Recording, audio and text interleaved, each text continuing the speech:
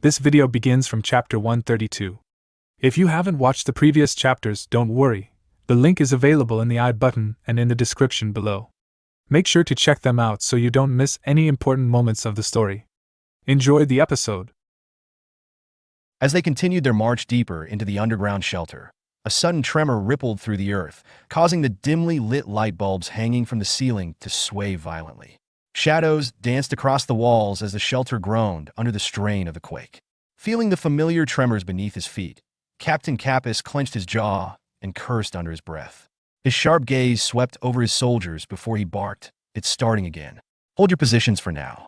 Han, who had been scanning his surroundings with a wary expression, turned toward the captain and asked, "Do earthquakes happen often?" Captain Kappas let out a short, bitter laugh. "It's common," he replied. "As if dragons weren't already enough of a nightmare. Now we have natural disasters tormenting us too." Han narrowed his eyes, deep in thought. He glanced around at the reinforced walls, then turned back to the captain. "Are you really okay with this?" he asked, his voice carrying an edge of doubt. The captain chuckled and smirked. "What's this? A psyker who slays dragons is afraid of a little shaking."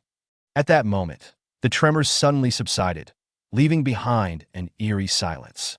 Without missing a beat, Captain Kappas motioned for his soldiers to follow, and they resumed their journey. After some time, they arrived at the underground base, a dimly lit facility buried beneath layers of rock and steel. Captain Kappas led Han down a corridor before stopping in front of a door. "This is your room," he said, gesturing inside.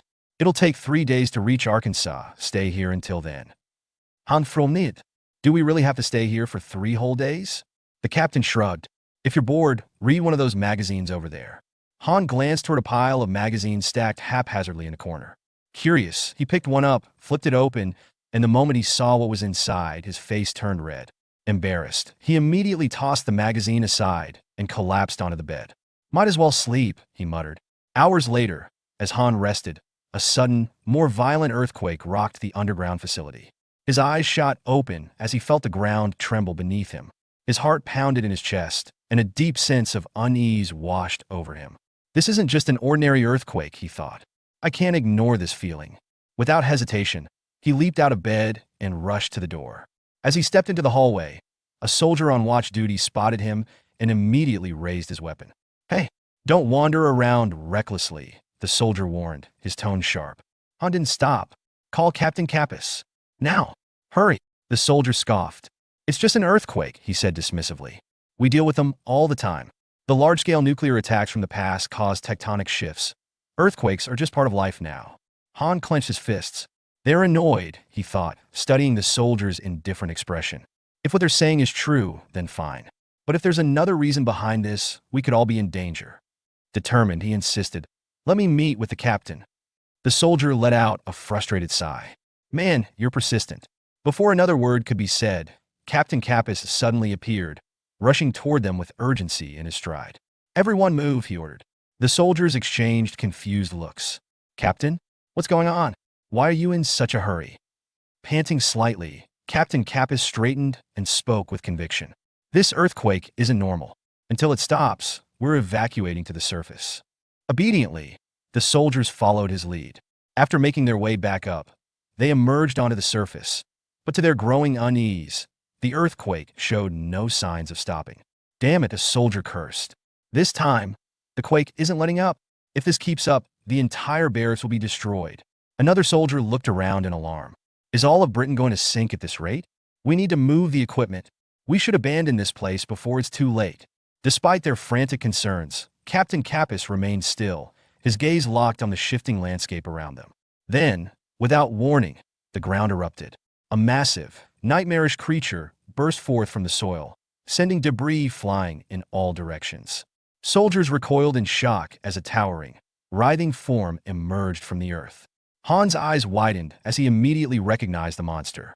"A death worm!" he shouted, his voice laced with urgency. Nearby, a soldier turned to him, his face pale. "Did you say death worm?" he stammered. "Hey, wait, was it always this big?" The colossal beast loomed over them, its thick, segmented body covered in dirt and jagged rock. Captain Kappas wasted no time. "Why are you just standing there? Run! Now!" he roared. Chaos erupted as everyone turned and fled. Han ran alongside Captain Kappas, his mind racing. Captain, that thing's body is packed with dirt and rocks. If we head toward the sea, we might have a chance. Captain Kappas turned to him, considering his words. Then, with a determined nod, he shouted, "The sea. That's actually a good idea. Everyone move to the lighthouse. There's a small speedboat beneath it." Despite the tremors beneath their feet, they pushed forward with all their strength. Captain Kappas urged them on. "Just get to the sea. If we can reach the water, we'll survive." As they finally reached the lighthouse, one soldier glanced back and swore. "Damn it, it's still coming." Another soldier, breathing heavily, muttered, "At this rate, we're all done for." The two soldiers exchanged a glance, understanding passing between them without a single word. Then, as if reaching an unspoken agreement, they turned to Captain Kappas, their expression solemn. Saluting him, they declared, "We'll handle the rear. We're counting on you." Captain Kappas' eyes flickered with understanding, but before he could say anything, the two soldiers strapped explosives to their bodies and charged toward the death worm. With one final battle cry, they detonated themselves in a massive explosion, engulfing the monstrous creature in fire and debris. The blast sent shockwaves through the air. "Get down!" Captain Kappas yelled. Everyone started running down the lighthouse. As soon as the initial shock faded, Captain Kappas was encouraged them to run fast, that it'll recover quickly. After some time, they reaching the speedboat at last. As they prepared to escape, scene shifted back at the scene of destruction. Smoke billowed into the sky from where the explosion had struck. As the dust settled, the death worm's massive form became visible once again. Its body was scorched and torn apart, pieces of its rocky armor shattered. But even in its wounded state, it was still alive. The death worm, driven into a frenzy by the searing wound inflicted upon it, let out an earth-shaking screech. Its massive, segmented body convulsed before surging forward in blind rage. With terrifying force, it coiled around the lighthouse, its jagged scales scraping against the stone structure. The ancient tower groaned under the strain, cracks spiderwebbing across its surface before, with one final, catastrophic lunge, the lighthouse shattered. The upper half crumbled, tumbling into the sea with a thunderous crash, sending massive waves rippling outward. The waters churned with debris as jagged stones plummeted into the depths. But it was too late for the beast to catch its prey. The speedboat carrying Han, Captain Kappas, and the remaining soldiers had already sped away from the collapsing lighthouse, its engine roaring as it carved a path through the turbulent waters. Captain Kappas, still catching his breath, turned his gaze back toward the distant destruction. He exhaled sharply before muttering, "Damn, that thing is massive. We should be safe now that we're this far out, right? I've never heard of a death worm swimming before." Yet Han remained silent, his eyes locked onto the writhing beast in the distance. Beads of cold sweat rolled down his temple as his jaw tightened. A gnawing sense of unease gripped him as he watched the creature's movements. Then, suddenly, the death worm convulsed violently, its massive form writhing unnaturally. A sickening gurgling sound reverberated across the water. Captain Kappas furrowed his brows, watching in confusion. What the hell is it doing now? Han's expression darkened as realization struck him. It's vomiting, purging itself of all the rocks and dirt it swallowed. As the soldiers watched in stunned horror, the worm regurgitated an avalanche of debris, expelling everything that had weighed it down. The mass of rock and earth splashed into the sea. But what came next made their blood run cold. The death worm's thick, rugged exterior began peeling away. Segments of its armored hide sloughed off like a serpent shedding its skin, revealing a sleek, glistening new form beneath. The once lumbering monstrosity had transformed, its massive, sluggish body streamlined into something built for speed and agility in the water. Then, without hesitation, it lunged forward and disappeared beneath the waves. Captain Kappas turned pale as the implications sank in. His voice was tense with disbelief. "This is insane. Is it planning to follow us all the way?" Without waiting for an answer, he spun toward the soldiers. "Full speed. Send an emergency signal to Ark. Now!" The speedboat surged forward, its engine roaring as it sliced through the waves. Minutes passed in tense silence, the crew scanning the waters for any sign of their relentless pursuer. One soldier narrowed his eyes and asked, "Do you see anything?" Han, gripping the boat's railing, clenched his teeth. His gaze swept over the surface of the ocean, his instincts screaming at him. "No, but if we stay here, we're done for." Then, without warning, he moved. Before anyone could stop him, Han seized a spear and hurled himself overboard. "He's insane," a soldier shouted in shock. Jumping in with just a spear? Beneath the water, Han steadied his breathing, gripping his weapon tightly. His mind raced as he analyzed the situation. It's smaller now, he realized. Its transformation must have altered its body structure. Its bulk is gone, but that means it's faster and more agile. If I don't stop it here, we'll all be dead. The water around him rippled ominously, and then a monstrous shadow surged toward him. The death worm's new, streamlined form cut through the ocean like a torpedo. Its mouth, now lined with rows of razor-sharp teeth, gaped open, prepared to consume him whole. At the last moment, Han twisted his body, narrowly dodging the attack. In the same instant, he channeled his psychic energy into his spear, the weapon glowing with a bluish light. He lashed out with a precise strike, slashing through the worm's side as he passed by. A guttural roar erupted from the beast as dark blood spilled into the water. Above, the soldiers stood frozen in shock. "Is he actually fighting it?" one whispered. "Unbelievable," another muttered. Captain Kappas, however, had no time for hesitation. "Are you all just going to stand there? Get ready to help Li Han." He quickly secured a rope around his waist and prepared for action. As Han surfaced, gasping for air, Captain Kappas leaped overboard, extending his hand. "Grab on!" 3 soldiers held onto the rope with all their strength. As soon as Han took Kappas' hand, they heaved, pulling both of them back onto the boat. Still panting, Han turned to Kappas. "Grenade! Get it ready." Kappas gave a sharp nod. "Understood." A short while later, Han secured the grenade to his spear, tying it tightly with unwavering precision. Meanwhile, the death worm, seemingly unfazed by its wound, broke through the ocean surface once more, towering over the boat. Han exhaled, steadying himself. "I have to end this in one strike." The beast let out an ear-piercing screech before launching itself toward him, jaws wide open. Han reacted instantly. He hurled his spear, the weapon imbued with his psychic energy, straight into the creature's gaping mouth. A heartbeat later, a deafening explosion erupted from within the worm's body. The force of the blast sent both Han and the monster crashing onto the boat's deck. The beast's body, engulfed in flames, writhed violently as the fire consumed it. The impact rocked the vessel, sending soldiers sprawling onto the floor. With a final, agonized screech, the death worm's charred remains collapsed into the sea. The burning carcass floated on the surface, motionless. Han, exhausted, used his telekinesis to retrieve his spear before sinking onto the deck. Captain Kappas pushed himself up, still catching his breath. "You're absolutely insane, but thanks to that crazy move, we made it." Han, still gasping for air, let out a weak chuckle. "That was too close. I don't even have the energy to stand." Captain Kappas shot a wary glance at the floating corpse. "Are we sure it's dead?" Han exhaled deeply. "Even if it's alive, it'll take a long time to regenerate." Kappas nodded. "Good. Let's get the hell out of here." With that, the boat sped away, leaving the smoldering remains of the beast behind.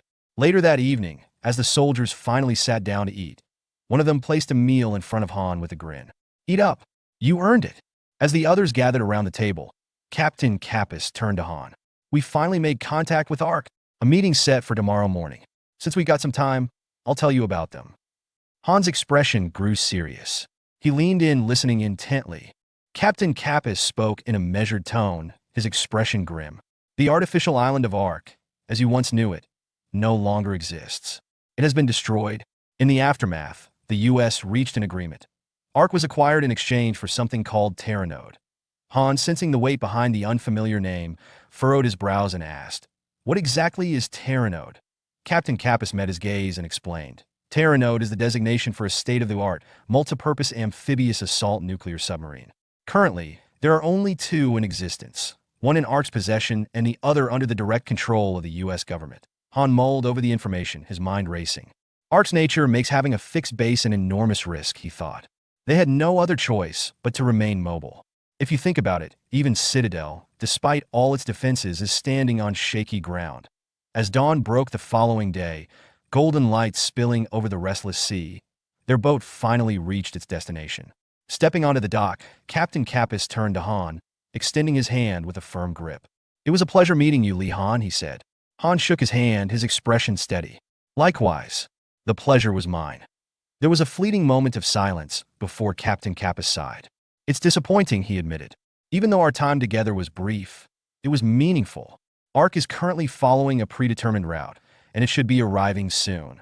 Before any further words could be exchanged, an eruption shattered the stillness. Seawater shot high into the sky, cascading down in violent waves as an enormous figure burst forth from beneath the surface. Han, Captain Kappas, and the surrounding soldiers recoiled in shock as the monstrous form of the death worm loomed before them. Chaos descended in an instant.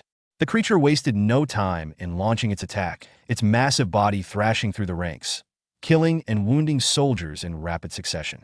Captain Kappas took a step back, his voice filled with disbelief. I can't believe that thing is still alive. Han's grip tightened around his spear as he gritted his teeth. His eyes scanned the creature's form, noticing its hardened exterior and increased speed. Has it evolved into its third stage as a marine organism? He wondered. This isn't something we can take on unarmed. The death worm suddenly shifted its focus, its gaping maw lunging straight toward Han. He braced himself, ready to counter, but before the creature could reach him, a blinding slash cut through the air. In the span of a heartbeat, the death worm's massive head was severed cleanly from its body, tumbling lifelessly to the ground a short distance away. Han barely had time to register what had happened before his gaze locked onto the towering figure that had executed the attack. Standing atop the corpse, its sleek frame gleaming under the sunlight, was a psychic frame bearing Ark's emblem. Later, within the cold, metallic confines of a Terranode-class submarine, Han found himself seated inside an interrogation room. An investigator officer entered, his voice neutral, yet edged with curiosity. It's been quite some time since I returned. I didn't expect to meet you under these circumstances. Han met his gaze calmly. I understand, he replied. The officer studied him for a moment before glancing at his uniform. Li Han, are you affiliated with Citadel? Han's response was immediate. No, I'm not. The officer's eyes narrowed. Then why is your uniform and equipment from Citadel? Han remained unfazed. If Ark had found me first, I'd be carrying their equipment instead. The officer remained silent for a moment before shifting gears. Tell me, what exactly happened in the last 3 years? Han leaned back slightly. I won't discuss that here, he said firmly.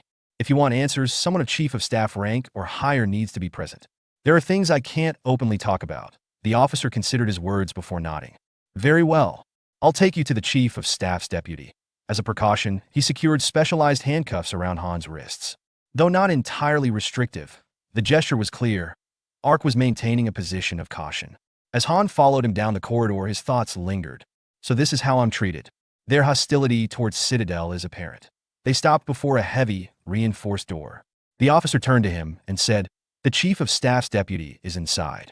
You already know who it is. Han pushed open the door and stepped inside. Waiting for him, seated in a chair with a composed expression, was Sergeant John Red. Upon seeing Han, the man adjusted his tie and greeted him. It's been a while, Li Han. Han nodded. It has been, Sergeant. John Red made a subtle gesture toward the investigator, who immediately turned and exited the room. Once they were alone, John Red leaned forward. Let's skip the formalities. There are no listening devices here. Tell me everything. Han exhaled slowly. To secure Ark's cooperation, I have no choice but to trust you, Sergeant. And so, Han laid everything out. The events that had transpired, the battles fought, and most importantly, his encounter with the Silver Dragon. John Red listened intently, his expression unreadable. After a long silence, he finally spoke. This is fascinating. In all my years, even going back to the stories my grandmother used to tell me as a child, I've never heard of something like this. Silver found us, and now, Silver has given us this opportunity. Han nodded. If we want to locate the Silver Hive, Ark and Citadel need to work together. John Red narrowed his eyes slightly. We haven't been sitting idle these past 3 years either. We've already eliminated 2 hives, Han frowned. But they'll just regenerate. John Red let out a dry chuckle. Yeah, like some second coming of Jesus or something. His tone quickly sobered. This isn't the time for jokes. If you hadn't warned us, we would have assumed Bahamut-class threats were endless. For now, stay aboard the Terranode. You're free to move around, but don't cause any trouble. The next day, as Han walked through the corridors of the submarine, he suddenly heard familiar voices. Li Han, you're alive. I'm so glad you're back. 2 Psycheers stood before him, their faces filled with relief. Han offered a small smile. It's been a while. What about Canute and Joyce? Where are they? The Psycheers exchanged nervous glances before one of them finally answered. Newt's in the hangar. You better see for yourself. Han wasted no time heading there. As he stepped inside, conversations halted and heads turned. "You're alive! It's great to see you," several people called out, relief evident in their voices. "Han nodded. Same here." Then from behind him a voice spoke. "I heard you arrived, but I've been busy."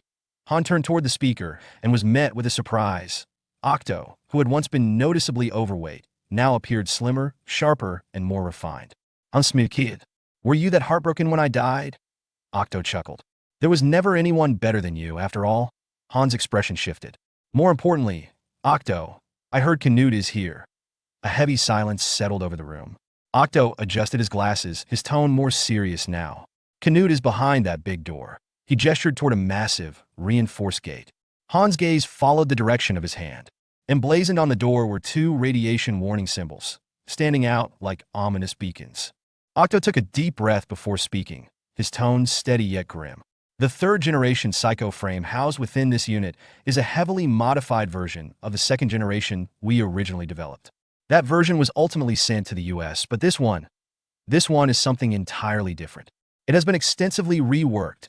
Its design philosophy diverges completely from the previous generation. Unlike the second generation, which followed a more conventional approach, this version operates using a nuclear reactor as its power source.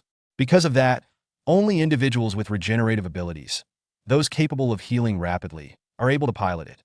Otherwise, the sheer strain would kill any ordinary person within minutes." He exhaled, his expression unreadable. "It's called the Iron Maiden." Han's expression stiffened as an unsettling thought crossed his mind. "The reason it's called that, don't tell me." Octo nodded, his voice solemn. "You already know the answer." His eyes darkened. "It's no exaggeration to say that piloting it is akin to being trapped inside a torture device. The pilot is subjected to unimaginable pain, their body torn apart, and then forced to regenerate over and over again. That is the price of operating the Iron Maiden." A sense of horror crept up Han's spine. "Who in the world? How could anyone conceive such a thing?" he muttered, barely able to comprehend the cruelty behind its design. Octo sighed. Only 3 units of the third-generation Psycho frames were ever built. With those 3 units, they managed to take down 2 Bahamut-class dragons, something that should have been impossible. But in the end, only 1 enhanced soldier remains. His voice grew even quieter. "Canute is the last one still alive. The other 2, they took their own lives." Hearing that, Han felt a chill run through him. A cold sweat formed on his forehead as he processed the weight of Octo's words. The scene shifted. Inside the large chamber that Octo had spoken of earlier, the massive third-generation Psycho frame stood motionless, a testament to both its power and the horrors that came with it. A voice echoed through the room. "Jetpack removal complete." 3 individuals clad in protective radiation suits swiftly approached the frame, their movements precise and practiced. They worked quickly to open the cockpit, releasing the locking mechanisms. The heavy, reinforced panel slid apart with a loud hiss, revealing the pilot inside. A man, his body weary from the ordeal, slowly emerged from the frame. His steps were unsteady, but when the crew moved to support him, he lifted a hand in refusal. "I'm fine," he muttered. A faint, greenish psychic energy flickered around his body, stabilizing him. This man was none other than Canute. As he steadied himself, his mind remained clear. "It's fine," he told himself. "I'm someone who kept moving even when half my body was wrecked. This is nothing." Sometime later, as Canute changed into a fresh set of clothes, a familiar voice called his name from outside the room. He hesitated for only a moment before hastily finishing up and stepping out, a simple hat covering his bald head. Waiting for him was Han, a familiar smirk on his face. "Canute, it's been a while." Canute's eyes narrowed before softening slightly. "You're alive, Li Han. Han Huklid. Are you trying to be Octo's little brother or something?" Canute let out a tired but genuine smile. Every last bit of fur fell off. Even when it barely starts growing back, it falls out again. Han observed him for a moment before sighing in relief. For the first time in a while, he allowed himself to relax. Later, in Canute's quarters, the two sat facing each other. "How did you survive?" Canute finally asked. Han leaned back slightly.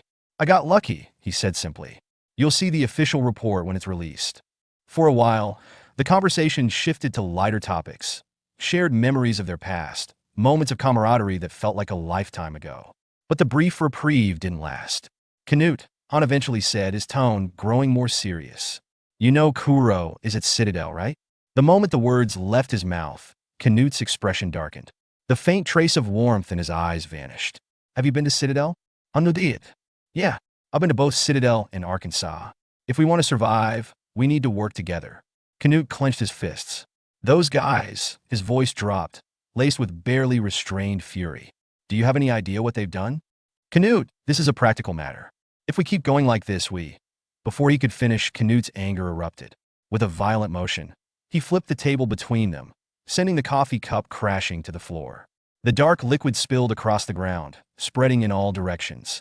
Trembling, Canute gritted his teeth. His voice was low, but filled with fury. Li Han. Joyce was killed by them.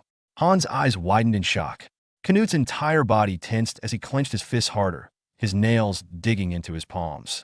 A thin trickle of blood dripped from his lips as he bit down in frustration. Turning away, he spat out his final words. Just leave. 2 days later, Han walked through the cold, dimly lit corridors of the submarine, his thoughts clouded. I haven't seen the sun in 3 days. This place may be safer, but Citadel's living conditions are much better. A soft beep broke his train of thought. A notification appeared on his watch. Sometime later, inside the meeting room of ARC, Han stepped in. Seated before him were several high-ranking officers, their presence alone a sign of the meeting's importance. A stern-looking man at the center of the room greeted him. Nice to meet you, Li Han. I'm the deputy commander here, Colonel Tobias. Han glanced around. Many eyes were on him, scrutinizing his every move. Colonel Tobias folded his hands in front of him. The information you provided was intriguing, he said. We've been reviewing it for quite some time now. But tell me, do you have any way to prove that the hive is resurrecting? Han gritted his teeth, thinking this is frustrating. Tobias continued, his voice carrying a sharp edge. You disappeared for 3 years before making contact with us. Why now? If this threat was as dire as you claim, why didn't you reach out sooner? He leaned forward slightly. Above all, the fact that you came through Citadel. I grew up and trained in ARC, he said firmly. I've survived near-death situations. Hunted dragons. If you won't trust me, then who the hell will you trust? His voice rose. By the time you finally believe me, by the time the hive's resurrection is undeniable, we'll all be dead. Silence filled the room. Some of the officers exchanged uneasy glances. A bead of sweat formed on the brows of a few, though one man, John Red, remained unaffected. After a long pause, Colonel Tobias exhaled. Then, after deep contemplation, he spoke. In 3 days, I will arrange a meeting with the commander. Han's breath hitched. The commander? Does he mean Jürgen Teller? Tobias continued, his tone measured. By then, the commander should regain his clarity. There is no better way to determine the truth than this. Han clenched his fist before nodding. Understood. Tobias stood. Then I'll see you again in 3 days, Li Han. The scene shifted. Deep within the facility, a man sat strapped to a chair. Thick restraints bound his arms and legs, holding him in place. Red spectral energy flickered violently around his body, pulsing erratically. He threw his head back and let out a maniacal laugh, his body trembling as the red aura flared wildly. Some time later, the setting transitioned to a dimly lit training room, where Han and Canute assumed their combat stances, both poised and ready to engage in a sparring match. Canute was the first to act, swiftly launching a punch aimed at Han's torso. Han reacted instinctively, raising his arm to deflect the attack with ease. Undeterred, Canute followed up with another strike, this time with more force. Han braced himself, crossing his arms to absorb the impact, feeling a slight strain but maintaining his stance. Canute glanced to the side and called out, Kuro, is he doing well? Without missing a beat, Han responded, he's getting by just fine. Without hesitation, Canute surged forward, his fist cutting through the air as he aimed another powerful punch at Han. At the last moment, Han barely evaded the blow, stepping backward just in time to avoid contact. Panting slightly, Han fixed his gaze on Canute and spoke between breaths. Canute, our goal is not revenge. Canute clenched his fists, his expression hardening.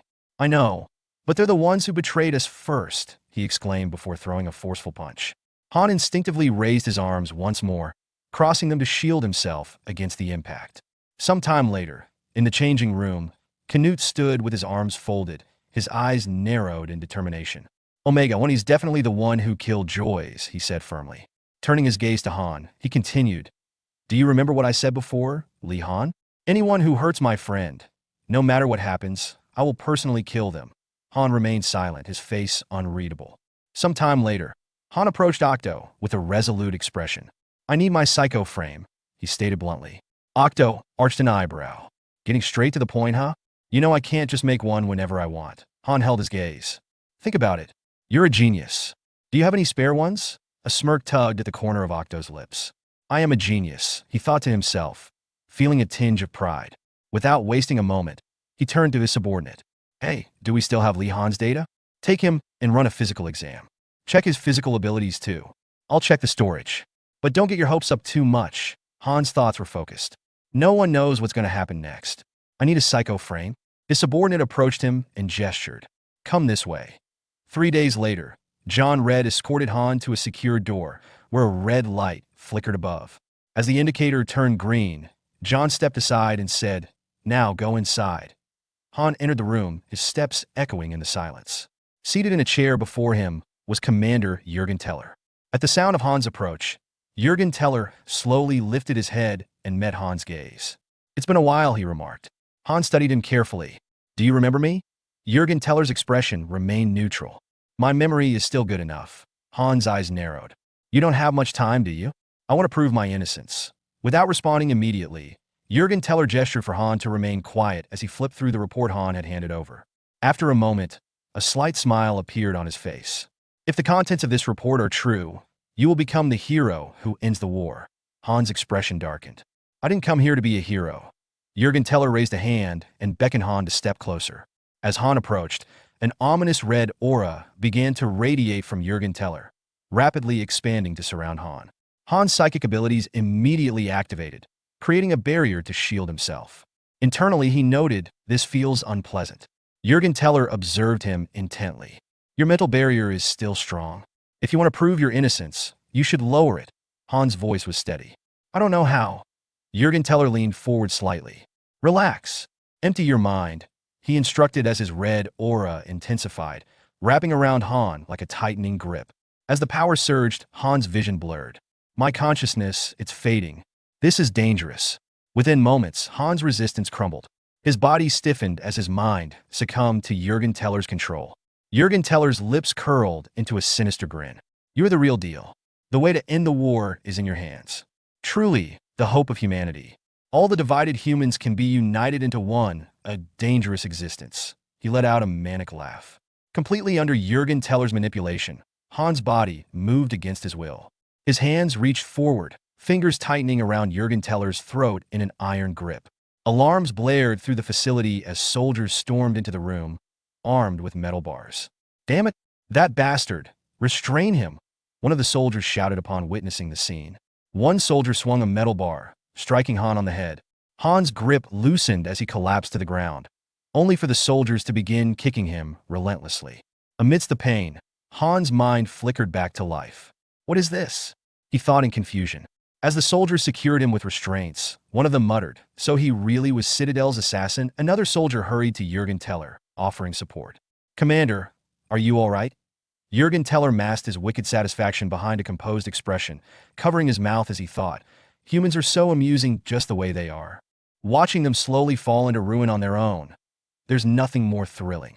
Some time later, inside a cold, dimly lit interrogation room, Hans sat bound to a chair, his mouth tightly covered with cloth. Canute and John Red, now informed of the incident, both expression became grim. In their minds, there was only one conclusion. Li Han is a spy from Citadel. The man stood in front of the protagonist, taking off his jacket.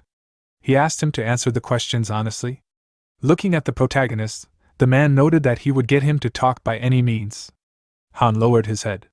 The guys were standing in the corridor and saying that the Citadel should be cut out completely. The US military even had atomic bombs. Raising his hand, the guy noted that their comrades were still there. Frowning, he added that Kuro was still there. That guy was just a monster, and he was not sure that even nuclear bombs would take him. Canute silently listened to their conversation.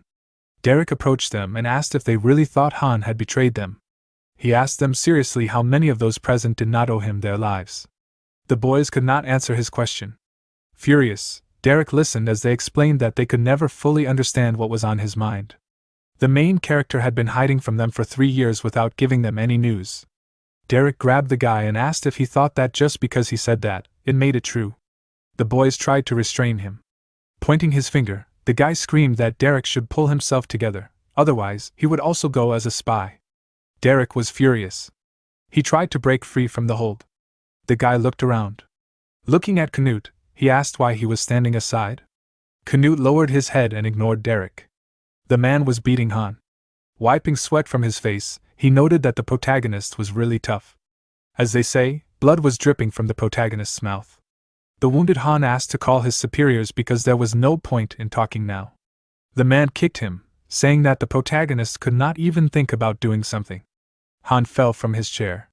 Lying on the floor, the protagonist said that the commander was acting strangely. He urgently needed to be detained and isolated. Trying to get up, the protagonist clarified whether Sergeant John could hear him. Looking at the screen, the soldier heard Han's words, that if he really planned the murder, he would not have been caught so easily. When he was in Alpha, he never failed a single mission. Watching what was happening, the deputy commander here, Colonel Tobias, noted that the protagonist, even in this situation, was trying to sow doubts. Nothing less should be expected from the Arca elite. John Red looked at him and said that Han was one of the most outstanding soldiers. Tobias noted, with a serious expression, that the Omega also stood out from the others, so there was no need to mix personal feelings into it. They saw the man in front of Han declare that he would pull out his nails one by one if he did not answer what was asked. Frowning, John thought that, knowing the protagonist, he could probably hold out for a while longer. Now was not the time to stand around and wait idly. He looked at the projection. Smoking a cigar, John thought that, as expected, according to the camera recording, they could not understand anything. Going out into the corridor, the guy said that he was still tormented by doubts. Moving on, John noted that Han was extremely meticulous. This was not his style at all, and if he really wanted to, the commander would already be dead. Octo met him and asked if the protagonist was serious about being a spy. He cried out, with a dumbfounded look, that this could not be. The furious scientist said that this was all. Maybe the others didn't know, but he knew Han hadn't changed a bit in 3 years. Standing in front of John, Octo said that people lie, but neither the equipment nor Han could lie. The guy walked away, saying that they would talk later. John suddenly stopped. His face was serious. He turned around and addressed Octo. Some time later, John was standing in front of Jürgen Teller's door. His gaze fell on the red lamp. He looked at it intently. The old man was sitting on the chair. His gaze was empty. John stood in front of him and said that he trusted the commander. He turned the failed arc project into a success. Looking at Jürgen, John emphasized the fact that superhumans should first be people, and only then weapons. That's what he believed in. Thanks to him, guys like Omega no longer appeared. They looked at each other. John smirked and said that Chief of Staff Alexander was an incredible man. He now understands, having been in his shoes. Frowning, John stated that he was not fit for this position. Now he wants to listen to his feelings, not logic. Standing in front of Jürgen, John noted that he trusted Han just as much as he trusted him. The scientists ran down the hallway. Octo ran next to the guys. Looking at his subordinates, he asked if the recording was ready to replace the recordings from the surveillance console. The man stood in front of the protagonist. The protagonist's nails were lying on the floor. Frowning, the soldier thought that this was already the 7th nail in a row, and he didn't even squeak the first time he saw such a guy. Turning around, the man heard a voice that asked to take a short break. Holding the pliers in front of him, the soldier said that they would see each other again soon. He walked away from the protagonist. Han lowered his head and thought that they wouldn't be able to kill him anyway, but he couldn't sit like that. Considering the commander's condition, the arc could fall at any moment. The problem was different. He didn't know how to convince the others, and then wondered if there was anyone there who trusted him more than the commander. Octo removed the mask from Han's face. The protagonist was shocked by what he saw. The stunned scientist cried out that there was no time. First, they needed to get out of there. The guys ran out of the interrogation room. Octo moved next to the protagonist, and said that they probably already welded the hangar doors tight, and he noted that the Terranode would land in 5 minutes. Octo let out deep breaths, cried out that the protagonist should open the airlock and escape. Han replied, "If say, that it's not that simple." Smiling, the scientist stated not to worry, because his brilliant servant had already come up with something. Dumbfounded, Han asked about the psycho frame. Running down the hallway, Octo shouted that there were 4 minutes left, and they were almost there. The man leaned over to the guy. Picking up the drill, he said that everything was ready. The protagonist looked at the hand and asked if it was ready for work, because it looked like a rather crude assembly. The scientist stood in front of him and told him that it was made in a hurry, but there was no need to worry. He brought it to mind. It is called Old Man. He combined the parts of the first and second generations. You could say that it is generation 1.5.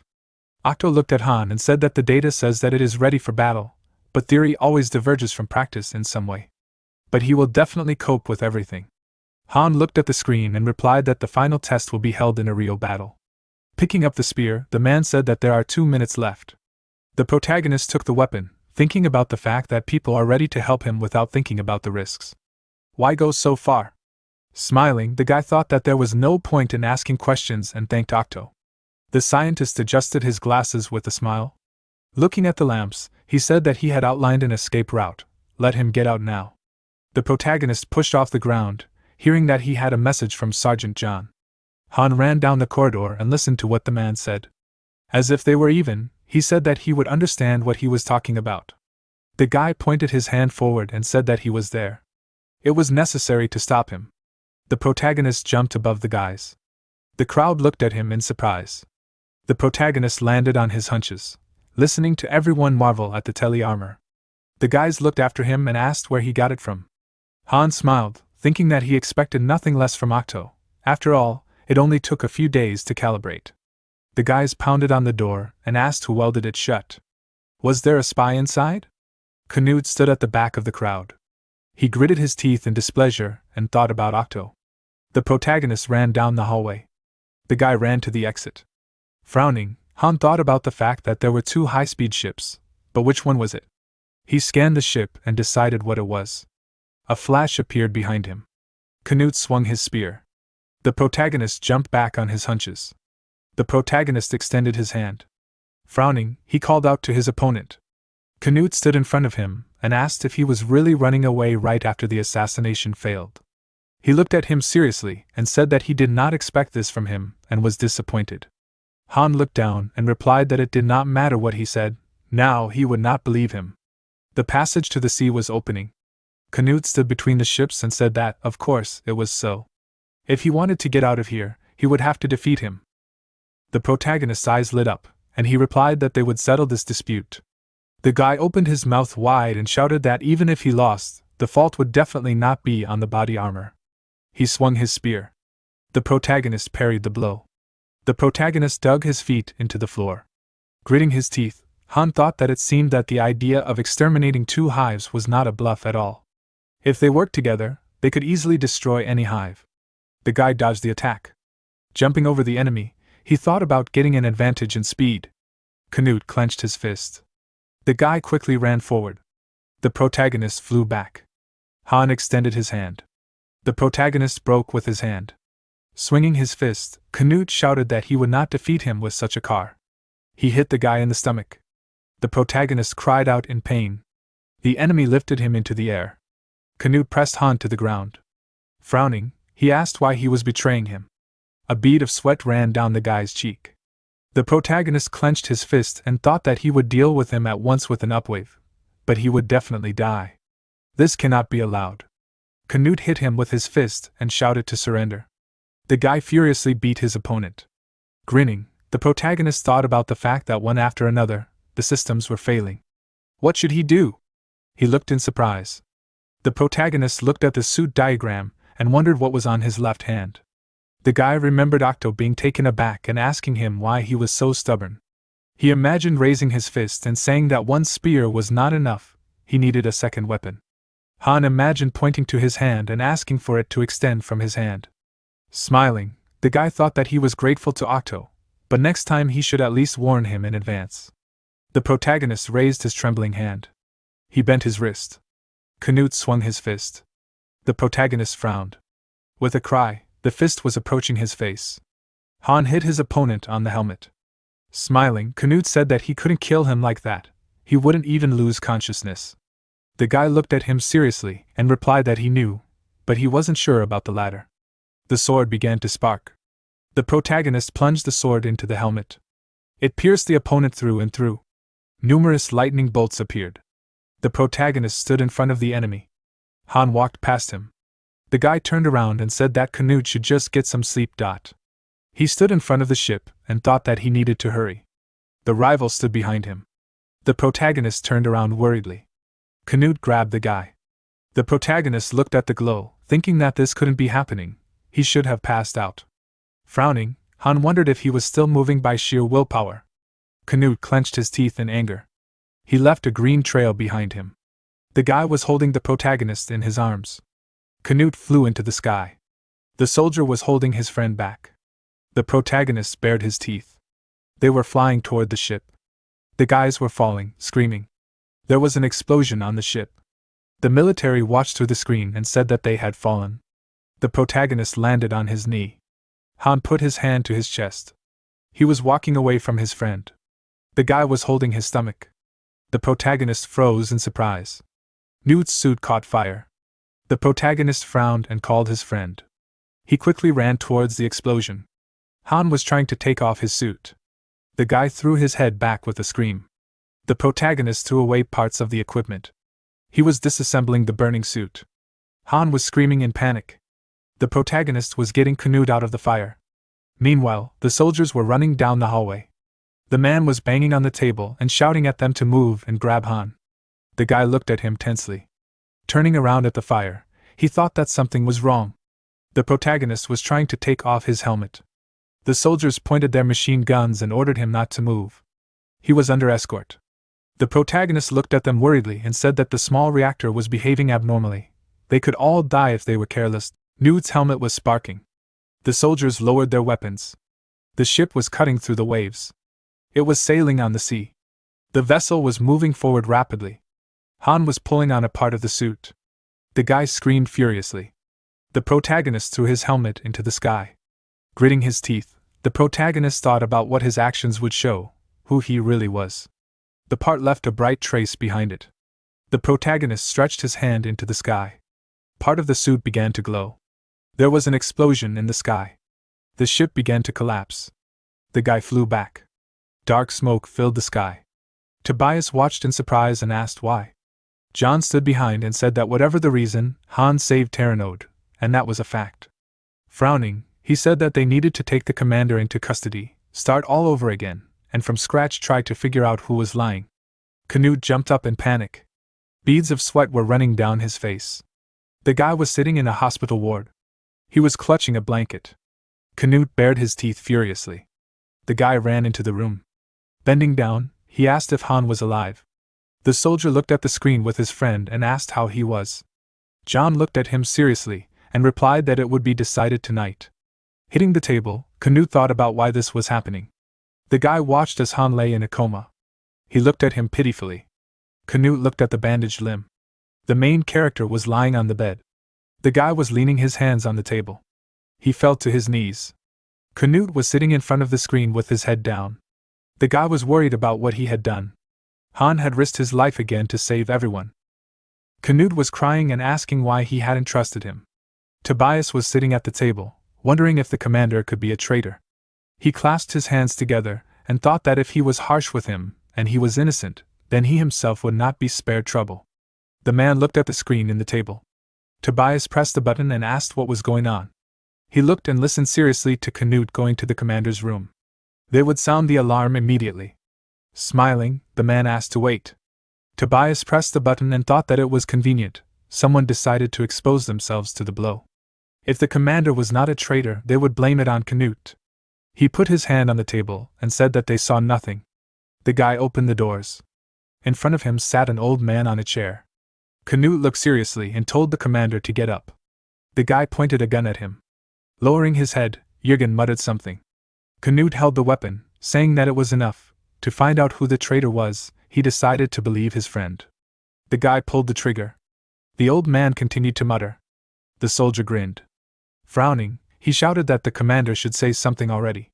Canute clenched his teeth, listening to the old man ask if he felt guilty, because the responsibility was on him. The guy looked surprised. Jürgen looked up, smiling. He asked what answer he expected from him. Canute aimed his gun and asked why he had made Han out to be a traitor. The old man smiled and answered that he only believed what he wanted to believe. He sat in front of the guy and said that he had called the protagonist a traitor himself, and now, drowning in guilt, he had decided to consider him one. Canute glared at him and shouted at him to shut his mouth. The commander looked at him and said that he would brand him evil, punish him, and find redemption. But now he even doubted Han. Otherwise, he would have helped him from the very beginning. The guy began to cry and asked him to shut up before he killed him. Jurgen clenched his teeth angrily and said that this was his limit. An energy network appeared around them. Grinning, the guy wondered what it was, whether it was the commander's ability. The old man smiled maliciously and said that he was reckless. Compared to Han, he did not even pose any danger. Canute looked at him in fear and wondered what kind of man he was, if he was even a man. The commander smiled creepily. Mana surrounded his face. The old man grinned and said that they were Jurgen Teller. The guy looked at his hands and thought that his body was moving on its own. The commander looked at the gun furiously and said that it wouldn't be so bad to leave everything a mystery as it was. Gritting his teeth, Canute thought that he had proof that the commander had betrayed them. He couldn't finish him off here. Jurgen frowned and told him to shoot, because he had come to kill him. The guy surrounded himself with mana and screamed that he dared not underestimate him. He grabbed the hand with the gun. The weapon was pointed at his temple. The guy shot himself. Canute pulled the hand with the gun away. Grinning, he asked if Jurgen thought he was cooler, adding that his body belonged only to him. The commander looked at him in shock. The guy had punched him in the stomach. The old man's mouth dropped open in pain. Canute stood over the enemy and said that he would take responsibility for his mistakes. The soldiers burst into the room and ordered him to stand. The guy raised his hands and said that the commander was still alive, although he could hardly still hold that rank. John sat opposite Tobias and said that there was no camera footage for that period. Had no one seen Canute heading there? Tobias brought his cup to his lips and replied that there had been a malfunction, and that they were fixing it at that moment. That was the coincidence. The sergeant, John, smiled and said that it was truly an amazing coincidence. Tobias sat at the table and said that the commander had clearly gone crazy. They hadn't lasted long with a lunatic at the helm.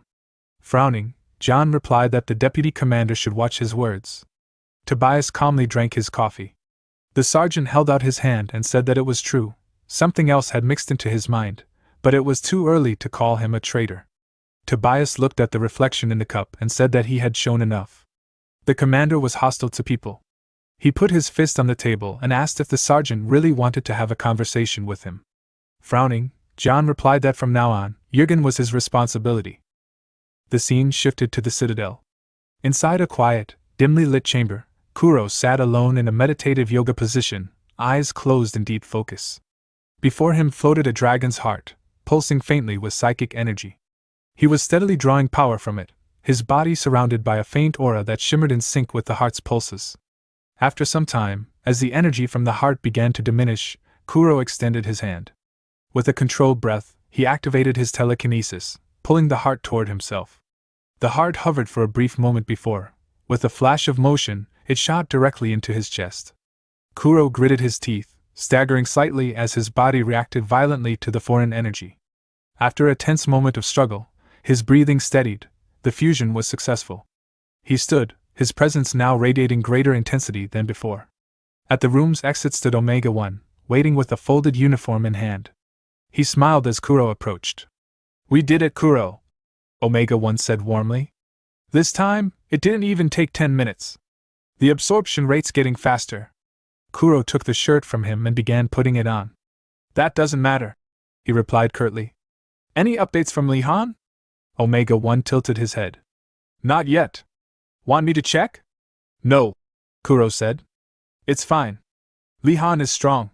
For a moment, Omega-1 remained silent. Then he spoke with a more serious tone. "Right now you're much stronger. Don't downplay yourself, and don't overestimate Han." Kuro looked at him, expression unreadable. "Han doesn't need to be a psyker to be strong. Without psychic powers, I'm just another face in the crowd." He turned away and started walking. "I'm tired. I just want to rest today." But behind that calm exterior, a storm brewed. "I won't let myself be used by you again, Omega-1." Meanwhile, back at Citadel, Silence quietly opened the door to her room, only to sigh deeply the moment she stepped in.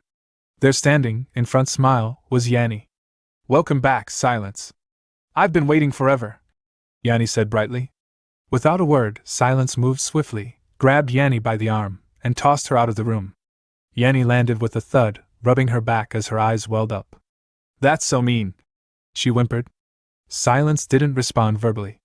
Instead, she scribbled something on a note and held it up. Get lost. Then she slammed the door shut. From behind the door, she thought, she doesn't seem dangerous, but this is getting annoying. Every single day? Seriously? Just then, a faint pop sound echoed. Yanni had teleported directly behind her. Do you really think I come here just because I've got nothing better to do? Yanni asked with a tired sigh. Silence's hand curled into a tight fist in frustration. If you were a guy, she thought, I'd have already knocked you out. She turned around and walked toward her. Yanni's eyes widened slightly. Wait, you're not really going to hit me, are you? She said nervously. I mean, do you even have a spot to hit? Silence didn't hesitate. She focused her energy into a single finger, then flicked her squarely on the forehead dot. Thwack! Yanni let out a shriek of pain that echoed through the corridor dot. Ow! That hurt more than a punch! She cried. Elsewhere, in the deep underwater facility of the submarines, Li Han remained unconscious in the care unit, hooked up to various monitors and IVs. John Red stood beside the medical team, concern etched into his face. How's he doing? He asked the lead doctor. He's stabilized, the doctor replied. He's past the critical stage. John nodded in relief. Good. That's a relief. Inside Han's mind, however, a nightmare unfolded. He found himself standing in the depths of a vast, pitch-black cave. Its walls were unnaturally smooth, clearly man-made. Where am I? He thought. This place, someone built it. As he advanced deeper, he came upon a massive, sealed door. Suddenly, red alarms flared, casting harsh crimson light across the cave. The door shuddered, creaking open with a thunderous sound. Han's eyes widened in shock as he caught sight of what lay beyond. That shock jolted him back into consciousness. His eyes fluttered open. The sterile white of the care unit greeted him. As he tried to move, he noticed his left arm, gone. John quickly approached, noticing he'd woken up. You're awake. How's your body? Even as a lie. Han muttered hoarsely. I can't say I'm fine. John chuckled dryly. Even when fighting a dragon, I never got hurt like this. People, turns out, are scarier than dragons. At least I only lost an arm, Han said grimly. I'll need a prosthetic. John tapped his metallic leg. Welcome to the world of cyborgs. Han focused. What's the situation? John exhaled slowly. If they try to brand you a traitor, it's going to blow up. Out of 34 enhanced soldiers, 18 submitted formal petitions. They're demanding a reinvestigation. They want the truth.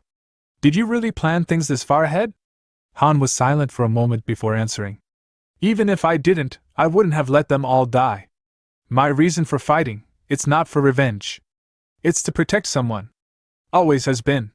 John gave a short nod. That's a good answer, Han. Just then, a soft beep came from a nearby terminal. Han turned his head and saw John answering a call. He glanced back and smiled. Everyone just heard what you said, John told him. They found it moving. Han narrowed his eyes. Your political instincts have gotten sharper. This'll sway a lot of the neutrals to your side, John replied. But more importantly, I'm not in great shape. I need your advice. Han paused, then said quietly, You're planning to confront the commander. A few days later, Li Han finally emerged from the care unit, leaning on a walking stick for support. His steps were slow, each movement deliberate. The sterile white corridors of the submarine base greeted him with cold silence, but at the end of the hall, John Red was already waiting. John turned to him with a serious expression. You must still be in pain. I'm sorry, but I need you. Han offered a faint nod, his eyes calm despite the fatigue weighing on him. I understand. What happened to Canute? John replied. He turned himself in. Said he needed time to reflect, so he's currently in voluntary solitary confinement. Han's gaze dropped slightly. I see. That makes sense. At that moment, two psychers approached from down the hall. One of them was Derek, walking with a quiet purpose. As they came to a stop beside John, the deputy chief of staff looked at the group and nodded. Then let's go, he said. Elsewhere, Jürgen Teller sat in a private room, enjoying a hot meal. He ate slowly, savoring every bite like a man without a care in the world. The door slid open, and John entered with Han and the two psychers in tow. Jurgen glanced up mid-bite. Delicious, he commented, chewing thoughtfully. John approached cautiously. Are you Commander Jurgen Teller? Jurgen set down his utensils, dabbed his mouth with a cloth, and looked at John with a faint smirk. Who else would I be, Deputy Chief of Staff? If it were Alexander asking me that, perhaps we'd already be on the same wavelength. John hesitated at the mention of Alexander. The name hung heavy in the air. Suddenly, Han stepped forward. John! Give me a moment. John stepped aside without question. Han raised his hand toward Jurgen and activated his psychic ability. A subtle wave of invisible force passed between them. Jurgen's eyes widened in surprise. The psyker beside Han frowned, confused. What is he doing? Jurgen looked down at his own hands. I can't use my psychic powers. Realization dawned on John and the psyker at once. Han possessed anti-psychic capabilities. Even Jurgen looked stunned. Sweat began to bead on Han's brow from the effort. He turned to John. Whatever is wrong with the commander, it doesn't seem tied to psychic influence. Jurgen chuckled softly. You really do have the potential to end this war, Han. I acknowledge that. The two psychers stiffened. That kind of praise, from Jurgen, was rare. They exchanged uneasy glances. Could Li Han really end the war? Then Jurgen's tone shifted. A chilling smile crept across his face. But tell me, can we really trust Silver's words? We're placing our hope in a dragon. What if this is all a trap? What if Silver simply wants to wipe out the other hives and crown himself king of a dying species? Or worse, maybe he's baiting what's left of humanity into the open, just to annihilate them. Han remained silent, unfazed. John turned to the psychers. Everyone except Han, leave us. Yes, sir. They both responded and promptly exited the room. John watched them go, then turned back to Jurgen. It's not his psychic strength that's dangerous, it's his presence. That aura, oppressive, inhuman. This man isn't the commander anymore. He feels like a demon. Jurgen leaned back, his eyes narrowed with memory. This reminds me of the Oracle. You never stopped feeling guilty. Sometimes I wonder, do you wish we had all died back then? Together? John clenched his fists and answered through grit teeth. Maybe. Jurgen smiled coldly. You're weak, John. If Alexander were still here, Ark wouldn't have fallen apart the way it did. Later, Han and John exited the room in silence. They walked side by side, their steps echoing down the corridor. When Alexander died, Han finally said, Jurgen died with him. John nodded solemnly. We made the mistake of thinking Jurgen was a superhuman. We believed he could endure anything, that he'd carry Ark no matter the cost. Han glanced at him. But in the end, he was just a man. A man who broke. And once he lost hope for humanity's future, he gave in to something darker, became something else. I underestimated Alexander, John admitted. If he'd been here, maybe things would have turned out differently. What now? Han asked. John exhaled deeply. A leader must be more than human. They have to embody strength, even when they're breaking inside. Officially, we'll say the commander was manipulated by Spectre. That he never abandoned Ark, never gave up on humanity. That's the story we'll tell. He paused. Jurgen's been imprisoned in the deepest cell of Terranode. The officers who know the truth, they don't call him commander anymore. They call him demon. But even demons have their uses. His knowledge is still valuable to Arkansas. Sometime later, inside Octolab, Han stood in front of a training module, testing out a new prosthetic arm. With intense focus, he controlled the mechanical limb entirely through psychokinesis, performing delicate movements and even simulating combat gestures. From the side, Octo watched, arms crossed. Seriously? You're controlling a prosthetic purely through psychic power? You think you can actually fight like that? Han's gaze remained steady. I can. I've seen someone do it before. Simon, if you could do it, so can I. He stepped out of the lab, deep in thought. Right now, all I can do is focus on rehabilitation. As he passed through the sliding doors, he stopped. Canute stood outside, waiting for him. A brief silence stretched between them as they stared at each other. Han finally broke it. What's going on?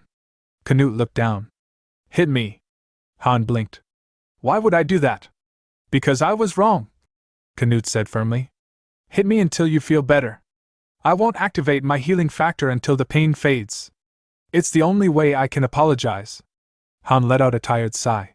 There's nothing I gain by hitting you. Only thing that'll hurt is my hand. I'm sorry, Canute said, his voice trembling. I should have trusted you. At the very least, I should have believed in you. Han nodded slowly. It'd be a lie to say I didn't resent you. But we have to move forward. Forget the small things. Why do you think I saved you? Canute stared. Han continued. Because I didn't hate you enough to want you dead. Relief flooded Canute's expression. Overcome with emotion, he moved forward to hug Han. But before he could embrace him, Han drove a sudden, powerful punch straight into Canute's gut. Canute gasped, collapsing to the ground, clutching his stomach in pain. You said you wouldn't hit me, he groaned. Han gave a small smile. Yeah, well, I figured one punch might help me feel a little better after all. Some time later, in the strategy meeting room at Terranode, Han stood before a polished table of senior brass, Deputy Commander Colonel Tobias, Deputy Chief of Staff John, and several high-ranking officers from ARC's command. In his hand, he held the spear gifted to him by the Silver Dragon, its surface etched with faint, ancient patterns that shimmered subtly under the room's lighting. He looked them in the eye and declared, To stop the resurrection, we'll need the power of the Silver Hive. Colonel Tobias narrowed his eyes, pointing to the spear.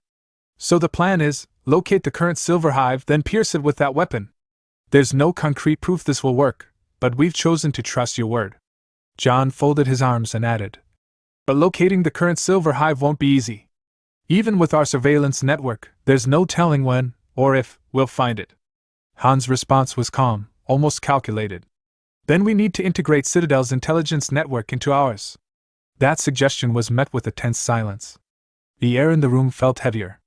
Colonel Tobias broke the quiet, his voice skeptical.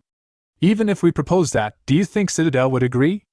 They've never been willing to join forces with Arkansas. They will, Han said. If I go personally, they'll listen. Citadel may be prideful, but they're not suicidal. They understand what's at stake. Mutual destruction won't appeal to them. Later, in Colonel Tobias's private office, Tobias leaned against his desk and handed Han a small badge. Congratulations on your commission, Ensign Lee Han. As of today, you're formally assigned to the U.S. Navy Intelligence Division. Han raised an eyebrow, glancing down at the insignia. But I'm not even an American citizen. Are you really authorized to hand this out so freely? Tobias gave a wry smile. Does citizenship matter at this point? The title is ceremonial, it's more about optics than legality. Better to give you an official standing than let you remain unaffiliated. We'll keep Silver's spear secured here. You'll lead the diplomatic mission to Citadel. Han gave a short nod. Understood. He turned to leave without another word. As he watched Han exit, Tobias mused silently. He's meticulous, a perfectionist even. But there's something unexpectedly soft-hearted about him. Tying him to an official post might be the only way to keep him tethered.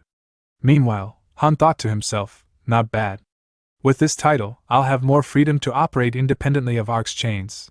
Scene shift to Citadel Cafeteria. Yanni was slurping a bowl of noodles with gusto, sitting across from Silence, who watched her with arms crossed and an unmistakably annoyed expression. Silence's stare was sharp, cutting through the noise of the bustling cafeteria. Yanni pointed accusingly to her messy bangs, grumbling. Seriously? You messed up a lady's hair. That's a high crime. Be thankful I'm letting it slide because we're eating together. Silence didn't speak. Instead, she scribbled on a small notepad and held it up. Yanni squinted at it. Yeah, I get it. Didn't expect you to actually faint, Silence thought silently to herself. So you're not a psyker with physical enhancements after all. Despite everything, watching Yanni eat so cheerfully put a slight crack in Silence's cold demeanor. She scribbled another note and passed it across the table. Do you like living in Citadel? Yanni paused, reading it. Then she looked up and smiled warmly. Does it seem like I don't? Of course I do. We've got a super psyker commander, psycho frames everywhere.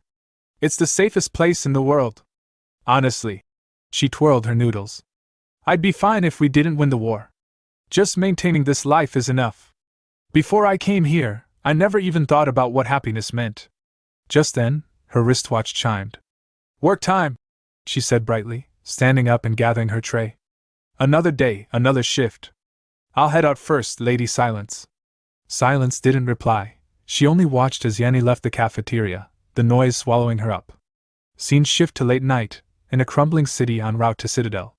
Amid the ruins of a once thriving metropolis, now reduced to twisted steel and cracked concrete, Han and 3 Arc Psychers moved stealthily under the glow of a bright, haunting moon. The skyline was jagged with collapsed buildings, casting long shadows in the pale light. Han's thoughts ran quietly beneath his calm expression. To reach the Citadel, we'll need Yanni's help. If we don't get to the next jump point before sunrise, we'll miss the window. Eventually, the group stopped to rest. The night air was cold and brittle. One Psyker lit a cigarette, exhaling a stream of smoke as he gazed at the sky. The moon's really bright tonight. Han remained vigilant, scanning the surroundings while kneeling to check a nearby scanner. A few minutes later, he stood and said, "Let's move." The group fell into formation and resumed their advance through the wreckage. But just as they turned into a narrow alley, one of the Psychers halted abruptly. His voice was tense. "Contact, up high! Monster! Werewolf!" They all turned in unison, eyes tracing the movement of a creature bounding along the side of a shattered building. It was fast, inhumanly fast, and within seconds it had disappeared onto a rooftop.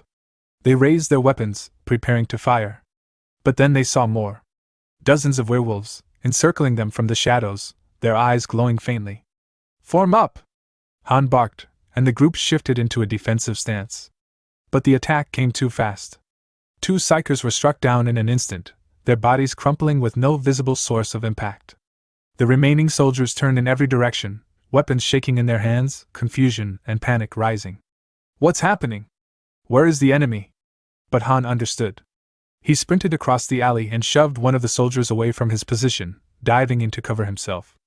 In one fluid motion, he opened fire on what appeared to be thin air. Sparks erupted in midair. His bullets had struck something.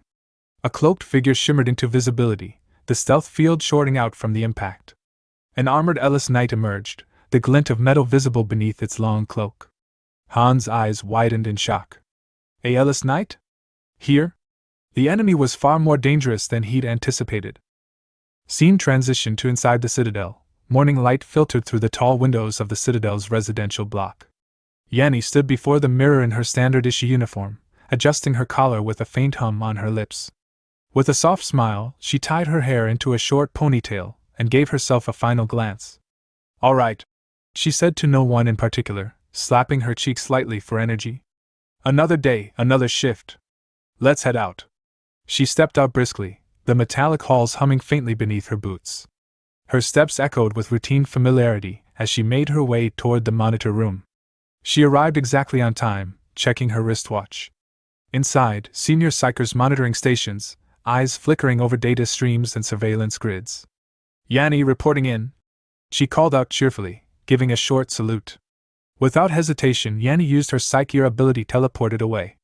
A shimmer of light surrounded her, and in the next instant, she vanished. The world reassembled around her in a flash of disorientation. She landed on a field surrounded by ruins, but the sharp tang in the air made her instincts flare. Blood, she realized. Fresh. Yanni instantly dropped to a crouch, unslinging her sidearm and pressing her back against a nearby chunk of broken concrete. Her senses sharpened. What the hell happened here? This zone was supposed to be secure. Meanwhile, a short distance away, gunfire rang out. Han was sprinting through the debris-littered terrain, his breath sharp, each shot from his sidearm dropping a werewolf that got too close. But the sheer number of them was overwhelming. Their snarls echoed as they pursued him like a pack of starving beasts. From her position, Yanni caught sight of him, her eyes widening. "Senior Han?" He looked up mid-run, somehow sensing her presence. "Don't get closer!" he shouted, breath ragged. "There's a cloaked enemy, an Ellis Knight. One of them's invisible." Yanni froze, heart pounding. He knew I was here. Then the gravity of his words hit her. "An Ellis Knight? There's no way I can handle one of those." Her thoughts turned grim. If Han falls, I'll have no choice but to run. I won't survive that kind of fight. Han, meanwhile, continued his evasive maneuvers, cursing under his breath. "Damn that bastard! It's targeting our reload windows. That's how the others were taken out." The werewolves closed in from all directions. One lunged, Han shot at midair. Another slashed at him, but he ducked, pivoted, and fired at a second. Yet even as he moved, One last werewolf dropped from above with a shriek, jaws wide. In a split-second reaction, Han jammed the barrel of his gun into its mouth and pulled the trigger. The beast's skull burst, sending blood and bone flying. But before he could breathe, Yanni's voice rang out. "Behind you!" Han twisted, just in time to glimpse a shimmer of steel and light, the Ellis Knight, uncloaking as it brought its blade down. Han barely raised his prosthetic left arm in time, the blade crashing against reinforced alloy. Sparks flew. Gritting his teeth, Han fired point-blank into the knight's face. The shot pierced one of its eyes, causing the armored figure to reel back, blood streaking its helmet. Han pushed off the ground, rolling to his feet. "Sorry," he muttered with a smirk. "Fake out." Yanni ran over breathless. "Are you okay?" Before Han could respond, the Ellis Knight turned and noticed her. Han's eyes widened. "No!" But the knight vanished again, a blur of speed and malice. In an instant, it reappeared behind Yanni, blade raised once more. "Yanni, duck!" Han roared. She didn't hesitate. Instinct took over, and she dropped low. The knight's blade sliced cleanly through empty air, shaving off a lock of her hair. But before the knight could recover, a dagger, crackling with psychic energy, whipped through the air, hurled with deadly precision by Han. The blade buried itself in the knight's head, piercing through the helm with a flash of force. The Ellis Knight froze, then fell like a puppet whose strings had been cut. The battlefield went still. Both Han and Yanni remained frozen for a moment, hearts pounding. Then, slowly, they both exhaled, the tension bleeding from their shoulders. Too close. Scene transitioned to inside Citadel, Omega-1's office. The metallic doors slid open with a hiss as Han stepped inside.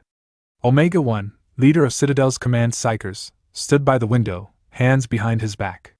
"Well, look who made it back in one piece," Omega-1 said without turning. "Did you enjoy your little trip down memory lane, Alpha?" Han raised his prosthetic arm. "Not really."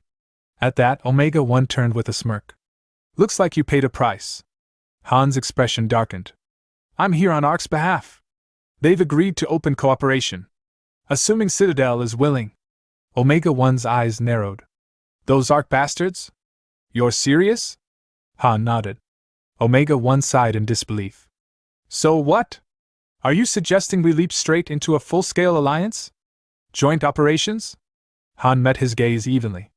"Ending this war, it has to go through Arkansas." A flicker of anger broke across Omega-1's face. "What?" As per the agreement finalized during the negotiations between ARC and Citadel, both sides chose a remote, solitary church overlooking the sea as the location for their next meeting. Citadel military trucks rumbled up the cliffside road, halting outside the crumbling church. With a heavy thud, the reinforced doors creaked open, and Omega-1 stepped inside, flanked by Citadel's psychers in full combat gear. Inside, key figures from ARC were already present. Among them were John Red, Octo, and Deputy Commander Colonel Tobias. They stood near the altar, the cold sea breeze drifting through shattered stained glass. Omega-1's eyes scanned the room. Standing near the pews were Silence, Han, Kuro, and 3 more Citadel-aligned psychic soldiers. Colonel Tobias narrowed his eyes and spoke sharply. "You've brought 7 people. We agreed to a maximum of 5 each." Omega-1 smirked faintly and shrugged. He casually pointed toward Han and Silence. "Aren't these 2 technically still ARC personnel? Alpha's a U.S. Navy officer, and Silence, well, deserter or not, he's still under ARC's registry." John Red stepped forward, his voice calm but steady. "It's been a long time, Silence. And you too, Kuro." Kuro gave a polite bow. But John observed him closely, noting the suffocating psychic pressure emanating from him. So the rumors were true. He's absorbing cores. Even with 3 psycho frames stationed outside, I doubt we can overpower him now. John gave a subtle glance to Colonel Tobias. Tobias caught it and frowned, reading the implication clearly. "You're saying Citadel is stronger?" Still, he composed himself and gestured toward the pews. "Let's sit and talk." A short while later, the negotiating table was set. On Han's left sat Citadel's representatives, Kuro and Omega-1. On his right were ARC's officials, John and Colonel Tobias. Tensions quickly rose. Colonel Tobias slammed his hand on the table, voice raised. "This is nonsense. We're willing to supply psycho frames, but the core technology is non-negotiable." Omega-1 remained unfazed. He smiled coolly. "Then this meeting is a waste of time. If you're willing to choose mutual destruction over cooperation, then history will mock your pride. And if you lose, well, there won't be a history to remember you. Train harder with that shining spear of yours. If you fall, we'll just collect it from your corpse and put it to good use. Tobias clenched his jaw in frustration, lips twitching in fury. But before he could retort, John raised a hand and cut in smoothly. We'll provide it. Tobias turned sharply toward him. What are you saying? John replied grimly. Even if psycho frames become a long-term threat, they're still preferable to dragons. If we fall here, Tobias, everything ends. Omega 1 added flatly. And Citadel will be recognized as an independent nation after the war. Tobias scoffed. A nation led by psychers? Where are your citizens? Where's your land? Omega 1 replied without hesitation. After the war, wherever we plant our flag first, that will be our land. And those who seek safety will become our people. Tobias cursed under his breath, visibly shaken. By the time the meeting concluded, night had fallen over the sea. Outside the church, Tobias lit a cigarette and exhaled deeply, muttering curses over the outcome. What am I even supposed to report to the higher-ups? He asked bitterly. John stared out toward the dark horizon. This deal was disadvantageous for us from the beginning. Han, standing nearby, added. At least Citadel's demands were something we anticipated. Omega 1 would rather drag everyone into mutual destruction than let go of his goal. John turned toward Han, a rare trace of approval in his voice. You really pulled this off, Li Han. The real challenge begins now, but well done. Han's expression turned serious as he recalled a key moment from the negotiation. In a quiet side conversation, Omega 1 had leaned in and said firmly, Swear to me, Alpha. One thing. You won't use your power on Kuro. Han responded, voice steady. I'll make you one promise. If Ark betrays Citadel first, I'll fight for Citadel. I'll give you everything I've got. Kuro, standing beside them, gave a quiet smile. That's enough. I'm not angry. If my power brings balance and things go smoothly, I'm satisfied. I want this war to end quickly. I'll create a world where wars no longer exist. Han had been taken aback. You'll create it? 15 days later, the massive structure known as Terranode rose from the sea, signaling the start of Ark and Citadel's first joint operation. Psychers from both sides boarded together. Some embraced old comrades in reunion, but many exchanged cold, wary glares, tension heavy in the air. On the command deck, John asked Octo, What's the condition of Citadel's psycho frames? Octo adjusted his glasses. For tech lacking the core system, they've maintained it surprisingly well. But once they have the core blueprints, they'll accelerate their own research. John nodded grimly. The US finally agreed to provide the core too.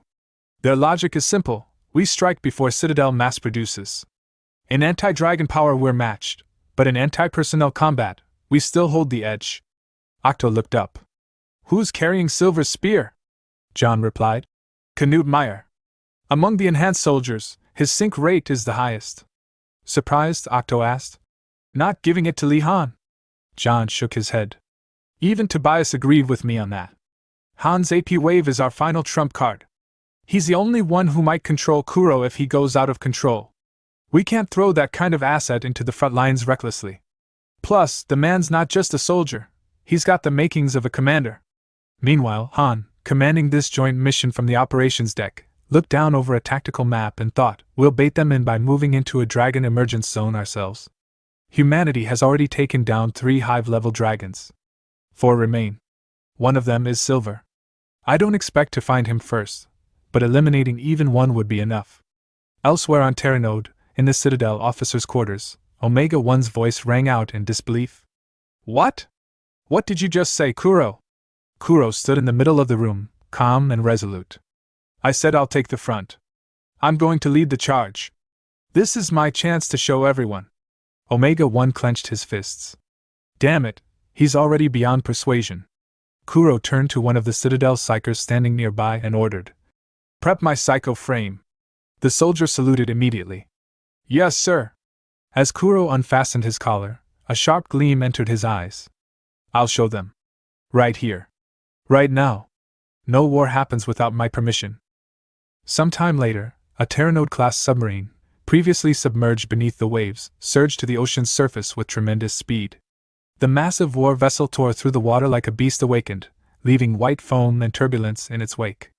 On the forward deck of the submarine stood Kuro, clad in his shimmering psychic frame, radiating power. With the wind whipping around him and the ocean reflecting the gold and deep violet of his armor, he stood tall, commanding and regal, like a sovereign surveying his domain. Inside the command room, a feed of the deck was displayed on the monitor. Colonel Tobias, watching Kuro in silence, scoffed and muttered, "Gold and purple, does he think he's some kind of emperor?" Nearby, Han opened a calm line and spoke to Kuro directly. "We're almost at the dragon sighting zone. Are you really going in alone?" Kuro answered calmly, without hesitation. "No problem, Han." Just then, the skies above darkened ominously. Thunderclouds rolled in like smoke, and streaks of purple lightning flickered across the heavens. Kuro turned his head upward, his expression sharpening. In the next instant, several dragons burst forth from the clouds, hurtling toward him with terrifying speed and fury. Unshaken, Kuro lifted one arm as if drawing a bowstring from thin air. Psychic energy gathered at his fingertips, raw and brilliant. In an instant, he materialized a glowing bow and arrow formed entirely from psychic force and loosed it toward the incoming threats. The projectile streaked through the air like a comet and struck true, obliterating multiple dragons in a single blast. In the command room, stunned silence hung for a moment before Tobias spoke, breathless. "Oh my God! What did I just see? He took down a dragon, with pure psychic power." Han, equally astonished, added, "And from long range, no less. But I doubt that's the limit of what Kuro can do." Back on the deck, Kuro narrowed his eyes at the remnants of the dragon horde and muttered under his breath, "I don't even need to aim anymore. Just the intent to strike is enough. That's what you lack, imagination. I'm a superior psychic. You can't match me. Bring your leader." With that, he conjured more psychic arrows and began firing in rapid succession, cutting through the sky with lethal precision. Dragons fell one after another, slain before they could even close the distance. Far above, one of the dragons, before dying, used its psychic abilities to transmit what it saw to the hive leader, who sat motionless atop a nest built into the edge of a boiling magma crater. The hive leader opened his ancient eyes and narrowed them at the vision, a human, clad in light, single-handedly slaying his kin. "A human?" Again. "But this one, he's different." The dragon's voice in his mind was weary, but curious. Then, with a violent eruption of molten rock and fire, the dragon hive leader launched into the sky like a missile, breaking through the stratosphere, ascending until he hung in the void of outer space. There, above the earth, he began charging his breath attack, a condensed cataclysm capable of destroying entire fleets. Back on the Terranode, Kuro suddenly tensed, sensing a presence. He turned to the command center's monitor feed and said evenly, "A hive-class dragon has arrived."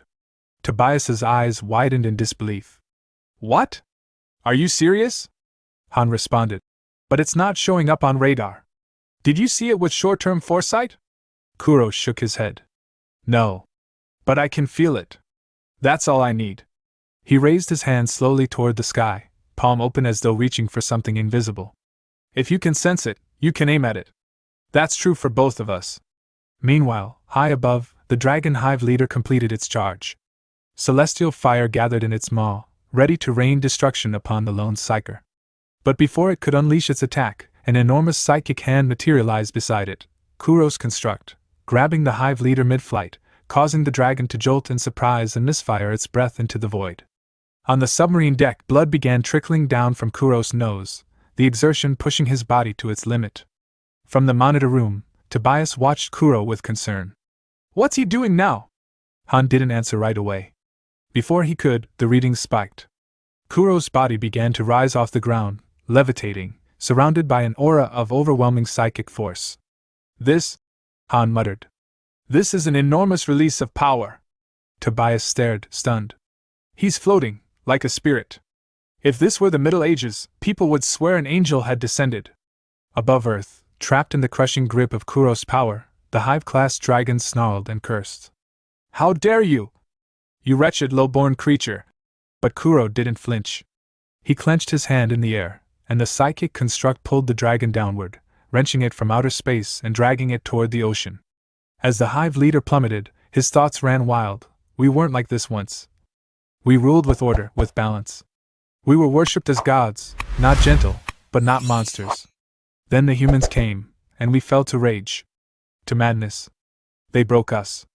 If only they were gone, maybe we could return to what we once were. A few seconds later, the dragon's body slammed into the sea near the Terranode, hitting the water with the force of a meteorite. The impact triggered a massive explosion, geysers of water shooting into the air, and a deafening boom echoing across the ocean. The sea burned with light, and the sky, for a moment, stood still. A massive shockwave erupted as the Hive-class dragon crashed into the sea, sending a colossal wall of water roaring outward. The resulting waves slammed into the side of the Terranode-class submarine, rocking the entire vessel with brutal force. Inside, the crew staggered, some thrown off their feet entirely, crashing into walls, consoles, and one another as the floor pitched beneath them. In the Octolab, deep within the submarine, Dimitri and Derek, both inside their psychic frames, felt the entire chamber quake. Dimitri cursed, gripping a rail for balance. "Damn it, what the hell was that?" Outside on the deck, Kuro, eyes still glowing with power, immediately reacted. With a simple gesture, he extended his psychic force in every direction, acting as an invisible stabilizer. The violent rocking stilled. "Sorry," Kuro said calmly over the comms. "That was my mistake. I dropped it, way closer than I meant to." Then, switching to a commanding tone, he added, "Han, I'm going to freeze the sea. Deploy the enhanced soldiers in ground combat mode." Suddenly, the surface of the ocean around the impact site began to solidify, spreading outward in a gleaming wave of crystalline ice. It crackled and expanded in all directions, freezing the waters in an instant. At the center of the frozen battlefield, the Hive leader dragged himself out of the sea, coughing steam and blood. His body smoldered from the impact, but his voice remained laced with venom. "You humans, if only you bastards would vanish!" Without warning, a unit of enhanced soldiers wearing sleek psychic frames launched from the submarine's exit hatches. They sprinted across the frozen ocean surface with unnatural speed, racing toward the recovering dragon. Among them was Dimitri, leading the charge. As he ran, his eyes widened in awe. "There was a time I never imagined this, running across the ocean. And now look at us." He glanced at his companion. "Kuro's power is real. We can win this." Sensing their approach, the dragon snarled and spread his wings in preparation to escape, but the soldiers were faster. Two of them leapt high, slashing down with precision. With a sickening crack and a burst of black blood, the dragon's wings were severed, sending him crashing back down onto the frozen sea. But the beast refused to yield. Hovering into the air using psychic energy alone, the dragon roared in defiance. "You filthy humans think you understand the depths of our domain?" He turned his burning gaze toward Kuro. "What are you?" As the Hive leader focused on Kuro, he left himself open for a moment. Derek and Dimitri seized the opportunity, activating their frame-enhanced weaponry and lunging toward him. Their combined assault landed cleanly, but when they struck the dragon's body, the weapons glanced off without leaving so much as a scratch. The dragon retaliated instantly, unleashing a shockwave of psychic force. Both soldiers were thrown back like ragdolls, crashing into the ice and skidding across its surface. Watching from the monitor room, Han clenched his fists. "As I thought, attacks from the outside won't work." His eyes narrowed. "We need to hit it from within, but that won't work now either." He turned from the screen, unfastening the top of his uniform. "It already knows. It's not opening its mouth at all. The shared consciousness tipped it off." He activated his calm. "Kuro, I'll go." There was a beat of silence. "What did you say?" Kuro asked sharply. "I'll try to disable its psychic shield with an AP wave. I just need to get within 50 meters. Han paused, thinking to himself, "I have no idea if this will work against the Hive-class barrier, but it's something we have to try." Kuro's voice came back tense. "No way. Are you insane? You're going in there with no protection?" His tone hardened. "You don't have to do this. I'll handle it." Before Han could respond again, Kuro raised his arms and released an immense surge of psychic energy, bright enough to momentarily turn the entire sky white. The dragon, sensing the overwhelming force, growled in disbelief. This can't be happening." Two massive psychic hands materialized in the air, shaped by Kuro's will. They pressed against the invisible barrier protecting the dragon, its psychic shield, and began to apply crushing pressure. The shield resisted, shimmering and warping, but Kuro didn't relent. He poured more energy into the constructs, his eyes burning, his frame crackling with strain. The hands continued pressing. Cracks formed. Then, with a final push, the shield shattered, and the dragon's heart, a glowing, pulsating core of dark energy, was exposed. From the side, Canute, already poised in a stance, launched forward. With impeccable timing and precision, he closed the distance and struck, his weapon piercing directly into the exposed heart. The dragon convulsed, psychic energy exploding outward as its body began to dissolve into light and ash. Its voice, faint but resolute, echoed in Kuro's mind as it faded. "I'll deal with you next time, human." Kuro stood motionless on the icy battlefield, his golden and violet frame glinting in the fractured light. He watched in silence as the last remnants of the Hive-class dragon vanished into the wind. The scene transitioned to Bahamut, the crimson behemoth of psychic wrath, who was still recovering from his earlier clash with the enhanced soldiers. Though his body was bruised, his mind was active, connected through the shared psychic network of the Hive, now flooded with the dying memories of the golden dragon who had just fallen. His eyes flared as he muttered, "Desire form, eliminated." A low growl rumbled in his throat as a wave of discomfort surged through him. "No matter how many times I witness it, it's still disgusting. They've grown again. Stronger. Faster. Evolving without end." His massive claws curled in frustration. "We can't stay as we are. We must change too, become faster, stronger, smarter. Next, we need a greater form. A power that can extinguish all humans. A body worthy of our wrath." Elsewhere, Kuro sat in stillness, cultivating his psychic energy within the chamber of the Terranode-class submarine. Hours seemed to pass until his eyes opened, only to find himself no longer where he had been. He was in a strange, ethereal dimension, surrounded on all sides by an interwoven net of glowing psychic threads, pulsing like veins of pure thought. "Where am I?" Kuro wondered, rising slowly to his feet. Could this place be tied to the origin of psychic power itself? As he walked further in, the atmosphere thickened. A dreadful pressure descended. Up ahead loomed a mass of pitch-black energy, pulsing with dark radiance, immense and suffocating. It wasn't just power. It was presence. Kuro staggered, clutching his head. His breathing quickened. His knees buckled. Then, in a flash, he was pulled back. His eyes shot open in the real world as he collapsed to the ground, panting, drenched in sweat. What was that place? He thought, still shaken. It felt forbidden. Something I should never touch. He narrowed his eyes. Someone in Ark must know something. Someone has to understand what that was. The scene shifted again, this time to Han, standing outside a room. He knocked gently. A voice called out from within. "Come in." Han entered. Seated at a modest dining table with 2 sets of plates was Colonel Tobias, deputy commander of Ark's forces. Tobias waved a hand casually. "No need for formality between us. Sit." Han closed the door and raised a brow. "A private meal? You're being pretty transparent. You know I'll keep my promise either way." Tobias shrugged. "That's just how it has to be for now.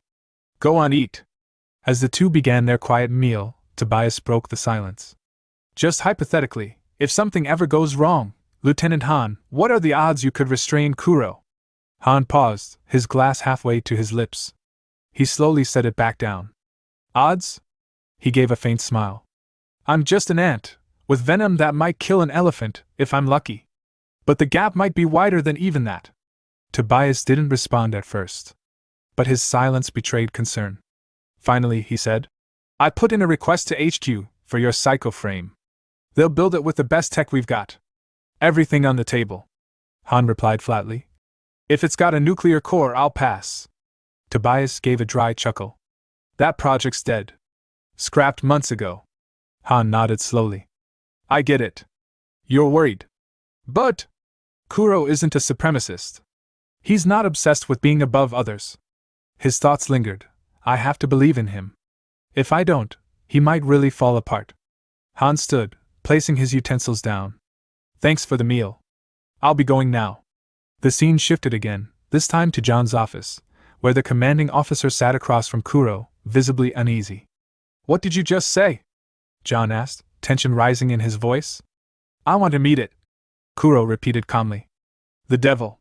John straightened in his seat. "Even if I say no, will you force your way through?" "I have no ill intentions," Kuro replied. "I just want to understand this power, to learn how to use it properly. I need to be in control of it." John fell silent, eyes narrowing as he studied the young psychic. After a long pause, he sighed. Fine. But it'll be under my supervision. No objections, right? None, Sergeant. Some time later, Kuro and John arrived at a high-security chamber. A narrow hallway led to a thick pane of bulletproof glass, behind which sat a pale, motionless man in a metal chair. Jürgen Teller, once a scientist, now a psionic entity known only as the Devil. Kuro stopped in front of the glass. The air seemed to darken just from being near it.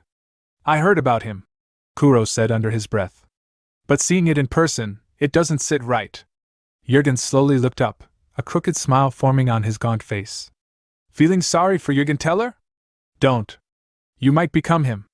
When the dragons are gone, who do you think the humans will turn on next? You talk too much, Kuro replied. I'm the one asking questions today. He stepped forward. I have a psychic core, power equal to a dragon's. What lies at the end of this ability? The Devil leaned forward. Even I don't know. Kuro frowned. How disappointing. Devil is too grand a title for someone who knows nothing. Jürgen stood now, placing his hands slowly on the glass. Want a better answer? Then show me what you've seen. He extended his palm. Place your hand here. Connect with me. Share the vision, and I'll give you the truth. John tensed. Kuro, don't! But Kuro stepped forward. It's fine, he said calmly. I'm not the kind of person who loses himself to someone like him. Without hesitation, he pressed his hand to the glass opposite Jürgen's. Their psychic energies surged into each other, clashing, entwining, and with a sudden, deafening crack, the bulletproof glass exploded into shards, blown apart by the sheer force of their psychic link. Watching the situation escalate, John Red quickly took out his walkie-talkie. His voice was sharp and controlled as he spoke into it, requesting immediate troop deployment from the command room. Deep down, a grim thought crossed his mind. If Kuro ever became the enemy, the worst-case scenario would truly begin. Meanwhile, inside Jürgen's psychic barrier, Kuro found himself transformed into a childlike version of his former self. Jürgen stepped closer, his presence looming as he spoke with unsettling familiarity. He greeted Kuro calmly and asked him to share the things he had seen and experienced. As he spoke, Jürgen's body began to split apart. Telling Kuro to relax his mind, he divided into 4 crimson psychic figures. They surrounded Kuro from every direction, each placing a hand on his head. Jürgen explained that by combining their experiences, they could reach new conclusions, and that he would finally be able to answer the questions Kuro was searching for. Their psychic aura wrapped around Kuro completely, from head to toe. After a short moment, Kuro spoke coldly. He said it was far enough. With a sudden motion, he pushed Jürgen's hand away and stepped out of the illusion. There was no visible damage to Kuro at all. Jürgen, however, staggered back in shock, breathing heavily and sweating. Kuro looked at him and stated plainly that Jürgen was weaker. No matter what tricks he tried, he would never be able to take over Kuro's body. Jürgen had already seen enough of his memories, Kuro said. Now it was time to answer the question. Jürgen let out a nervous laugh and slowly sat back down in his chair. He admitted that he had seen everything clearly.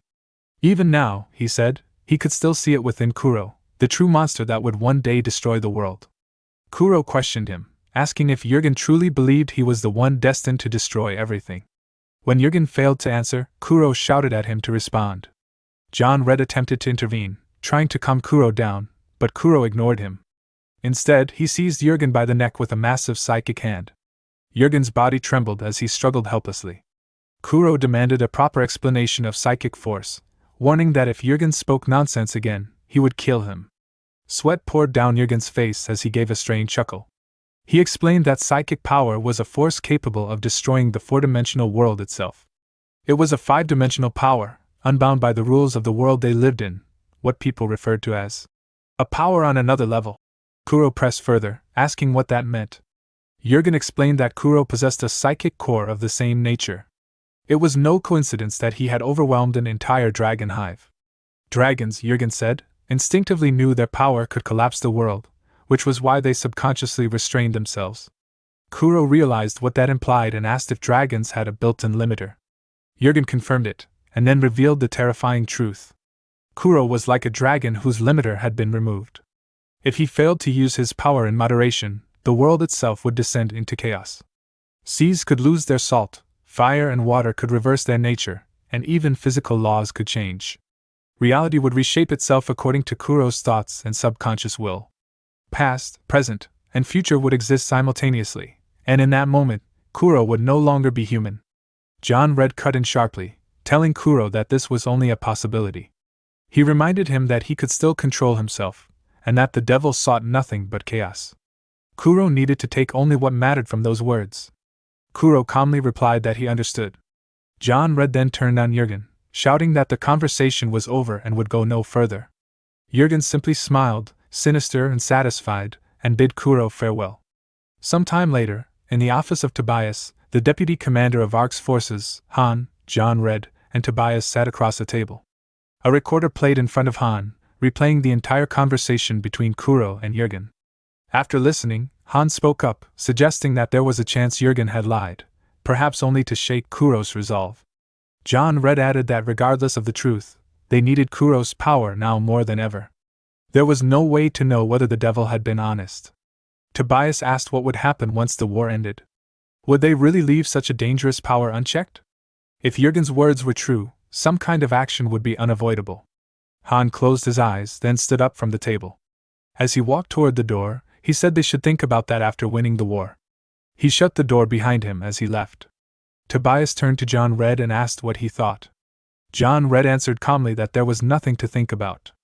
The world already belonged to the younger generation, not to old men like them.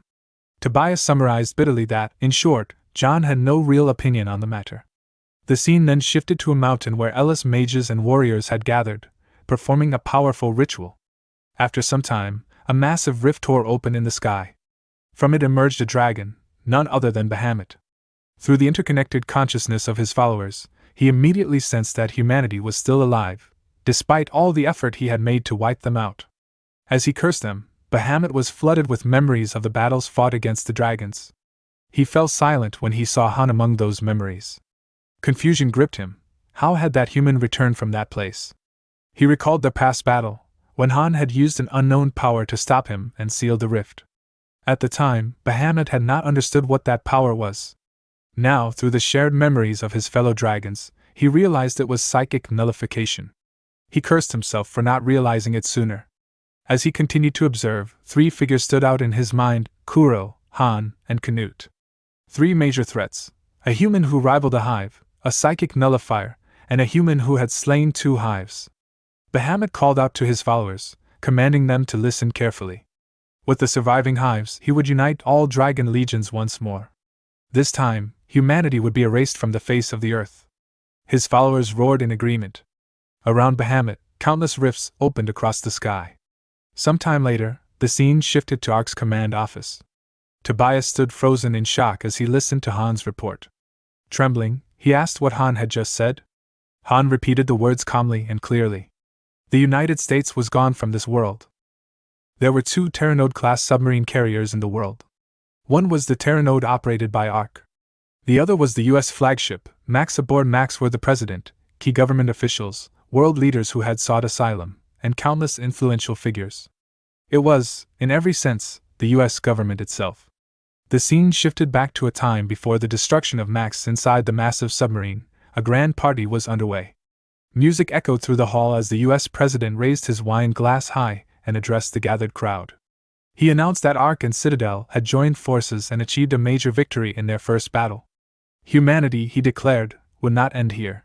They had a duty to survive, to rebuild, and to restore their once brilliant civilization and culture. Cheers erupted as everyone raised their glasses in celebration. Among the guests were several ARC officers. One officer with golden brown hair leaned toward a colleague standing beside him and muttered that after being stuck inside for so long, everyone seemed to have lost their grip on reality. His colleague replied calmly that it was safe and that the war would soon be over. After all, they were the ones who had kept reassuring the people. Without hope in times like these, humanity would collapse. These people, he said, would one day become the pillars that rebuilt civilization, even if, for now, they were nothing more than useless people. At that very moment, far above the sea, Bahamut flew alongside the remaining dragon hives that followed him. Sensing something unusual, he plunged into the water. Beneath the surface, he spotted the massive silhouette of the submarine Max in the distance. Without hesitation, Bahamut gathered his power and unleashed a devastating breath attack upon the submarine. The scene shifted back to the present, inside ARC. Tobias sat slumped in his chair, his expression heavy with grief. John Red stood nearby and spoke firmly, saying he understood the pain of losing one's country, but this was no time for sentimentality. All supply chains had been cut, and Citadel's supplies alone would not be enough to sustain the Terranode. Tobias replied that things could grow even worse, especially if Citadel chose to retreat and defend its own base. Elsewhere on the Terranode, Vice Leader Omega-1 shouted orders at his soldiers. He rejected the idea of retreat outright, declaring that now was not the time to defend but to strike and annihilate the enemy. If they pulled back just to minimize damage, he warned, they would be wiped out. Turning to Kuro, Omega-1 waited for Citadel's leader to speak. Kuro stepped forward and stated firmly that they would remain on the Terranode. Privately, Omega-1 thought that as long as they had Kuro, they would be fine. With Kuro alone, Citadel could be rebuilt as many times as necessary. The scene shifted again, this time to a room where Octo and several engineers were working on a psycho frame.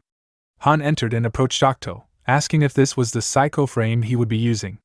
Octo adjusted his glasses with a smirk and replied that it wasn't bad, it was the one sent by the United States. Han examined it more closely and asked if it was unfinished. Octo explained that it wasn't unfinished, just unpolished. There was no paint, and the plating was rough because of how urgent its construction had been. The designers had focused purely on functionality. Han remarked that something different wasn't necessarily bad and asked if there was anything else that set it apart from previous models. Octo explained the first feature, a psychic tracker, a sensor that allowed the user to visually detect psychic energy. It would be especially useful for analyzing phenomena such as invisibility. Han agreed that it sounded useful. Octo then described the second feature, the lightning capacitor, which allowed the jump pack to be recharged semi-permanently. Han asked if that, lightning, referred to the same dragon known for converting psychic energy into electricity. Octo confirmed it, explaining that the capacitor was actually made from that dragon's hide. Then he added that there was one final feature. This psycho frame used a movement system called the kinetic drive. It allowed the user to move faster and strike harder while using less effort. With this system, Arc could avoid the risks of physical augmentation and instead train more psycho frame soldiers. Hearing this, Han grew uneasy. Octo added that the only good news was that the United States was gone, meaning the technology could not be reproduced. Even he struggled to fully understand how it worked. It was truly strange. Han asked if the psycho frame had a name. Octo replied that during development, it had been called Spera. When Han asked what that meant, Octo answered simply that it meant hope. Han let out a sigh and remarked that it was surprisingly sentimental, but agreed to go with it. The scene shifted once more, this time to a wooden hut deep in a snowy forest. Golden light shone from within as Yanni appeared, teleporting him through her psychic ability from Citadel. She immediately picked up a book, sat down on a nearby sofa, and began reading. Bored, she thought about how hardly anyone was left in Citadel. If a dragon attacked, she figured she would just run away on her own. Suddenly, she heard footsteps approaching the hut. She quickly dropped low, took cover, and peeked outside. Her eyes widened in shock when she saw several injured soldiers stumbling toward her, struggling to breathe as they called out. She rushed to one of them, worry written across her face, and asked what had happened. She told him she would stop the bleeding and urged him to get inside. The soldier refused, warning her that the enemy would arrive soon. Pulling out a map, he told her she had to deliver it to headquarters. As she took the map, Yanni realized how badly wounded he was. Getting him out in that condition would be nearly impossible, especially with the Ellis in the way. The soldier shouted at her to move and leave immediately. She turned and ran. Behind her, the soldier took a final deep breath as blood dripped from his body. Hearing something approach from behind, he turned and activated the explosives attached to him. The next instant, a massive explosion tore through the area. Some time later, back at Ark, Han spoke firmly, saying they could not afford to fail this time. Silence and Canute stood before him. Canute glanced at Silence and remarked that failure had never been an option. It never had been. Han replied that now it truly was a race against time. There was almost no chance they would get a second opportunity. Clenching his fist, he thought that if they lost here, there would be nowhere left to retreat. Thanks to intelligence from Citadel, they had finally pinpointed the location of the Silver Hive. Some time later, the icy peaks of a mountain range stretched across the horizon, their white tips glistening in the cold sunlight. From the sea below, Ark's Terranode-class submarine rose to the surface and began unloading military tanks onto the shore. Once the tanks were deployed, the submarine submerged again, leaving behind the armored vehicles and their crews. On each tank, 5 soldiers sat alert, weapons in hand, ready to move across the snowy expanse. Inside one of these tanks, Han and Silence, both equipped with their psycho frames, sat across from each other. The silence between them was broken when Silence began typing a message to Han. He read it. How miserable. We don't even have basic equipment, what a mess. There are people riding on top of the APCs. And yet we're supposed to be humanity's last hope? Han glanced at the message and replied aloud. Felt the same way 3 years ago, didn't we? When we went into space for the final battle. We thought everything would end if we just took it down, but it didn't. If that had been the end, what would we be doing now? Silence's expression darkened as she typed again. We probably couldn't live normal lives anyway. We'd either be humanity's enemies or their tools. Han gave a faint nod and said, You've gotten cynical since I last saw you. In his thoughts, he acknowledged she wasn't wrong. But he had no time to dwell on social conflicts. For the siblings who might still be alive somewhere, all he could do was hunt dragons. As the tanks continued toward the Silver Dragon's hive, Silence asked him through her message. Han, what are you thinking about? Han shook his head. Nothing, he replied. Silence typed again. If you're tired, try to get some sleep. No one's going to blame us for taking a break. Han smiled nervously, replying. I know. But hey, then stopped mid-sentence. Silence, confused, asked. What? Han waved it off. Never mind. It's nothing. The girl's mood shifted quickly. Are you messing with me? Are you joking? She typed. Han sighed. Then I'll just say it. How long are you going to keep wearing that mask or helmet? Silence's fingers hesitated over the keys. You hesitated that much just to ask that? Han's answer was careful. It's kind of a sensitive topic, you know. Her tone softened as she typed. If I never have to fight again, maybe I'll take it off then. Han smirked slightly. Sounds like you'll never take it off. As the convoy neared the hive, the first wave of grunts and other monstrous minions charged toward them. At that moment, Kuro stepped forward, psycho frame activated. He unleashed his psychic hand technique, tearing the monsters apart with deadly precision. As more waves surged, he smashed them with controlled psychic explosions, clearing a path for the human forces. One soldier, watching the carnage, muttered to his comrade, Oh my god, looks like we don't even need to step in. But the enemy forces were relentless. Ellis mages ordered their werewolf units and elite warriors forward. The second row charged Kuro, only to be swiftly eliminated, just as the first row had been. Seeing the endless onslaught, Kuro released even more of his psychic power. Wings of energy unfurled from his back, and he soared into the air. The soldiers below gasped in awe. He took flight. That looks like an angel, one muttered. From above, Kuro rained psychic rays down on the advancing monsters, piercing through their ranks. As he grinned, he thought to himself, Forget what the devil said, I can control this power. With this power, I'll save the world and open the future. His psychic barrage covered the entire battlefield, decimating most of the enemy. Inspired, the soldiers charged forward, shouting, Let's go too! Clear out the ones trying to escape! And open fire. At that moment, a hive of silver dragons descended from the sky. Han, coordinating with the others, called out, Now it's our turn! Get ready for battle! Dimitri, eyes gleaming with anticipation, shouted, Finally, the real game begins! I was itching for this. He and other psycho-frame-equipped soldiers surged forward toward the enemy. Examining the battlefield on his digital map, Han directed, Raptor, Noble, Fox, and G-Point, push through hard.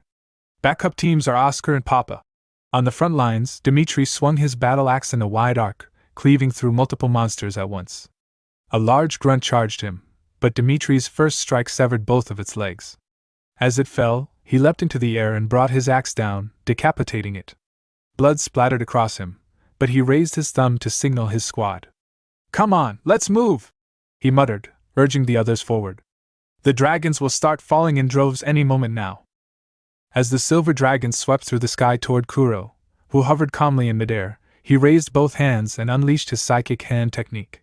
Invisible forces surged outward, seizing 2 dragons at once, one in each grip. The captured dragons retaliated immediately, releasing their breath attacks. Kuro erected a psychic shield, the energy crashing harmlessly against it. Then, with a sharp motion, he slammed the 2 dragons into each other. Their massive bodies collided with a thunderous impact, and they spiraled down toward the ground. Dimitri's group rushed forward, finishing them off the moment they crashed into the snow. Kuro did not stop there. Again and again, he seized approaching dragons, smashing them together and hurling them from the sky like broken toys. Then he noticed it. The remaining silver dragons hesitated, their movements faltering. Kuro's expression hardened. He immediately contacted Han and warned him to be ready. The leader of the silver dragons was about to appear.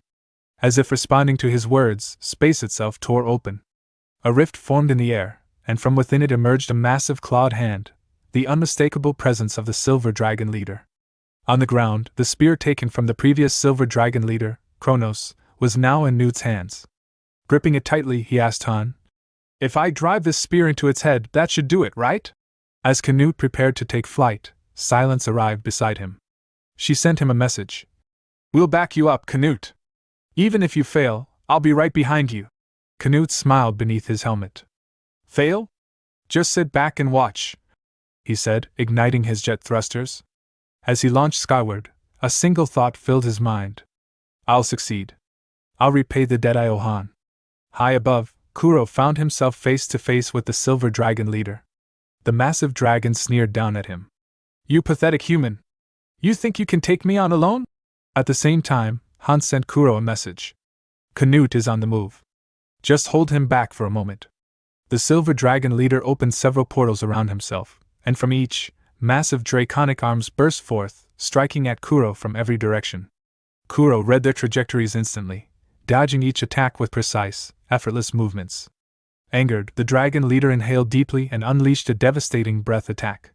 Kuro blocked it with his psychic shield. The dragon's eyes widened. Did he neutralize my attack? It realized. This human is not to be underestimated. Just then, Canute arrived. Noticing that the dragon leader was not even looking at him, he thought, "No, maybe he can't." He shouted anyway. "Let's wrap this up already. I'm sick of all this," and thrust the spear forward, aiming straight for the dragon's head. But just as the spear was about to strike, a violent explosion erupted in the air. Kuro recoiled in shock. "What was that?" he muttered. Turning toward the source, he saw Newt's chest pierced through by a devastating attack. Newt's body fell, trailing flames, plunging toward the ground. Kuro's gaze snapped to the attacker. There, looming above them all, was Bahamut. Han, Kuro, and every soldier on the battlefield froze in disbelief.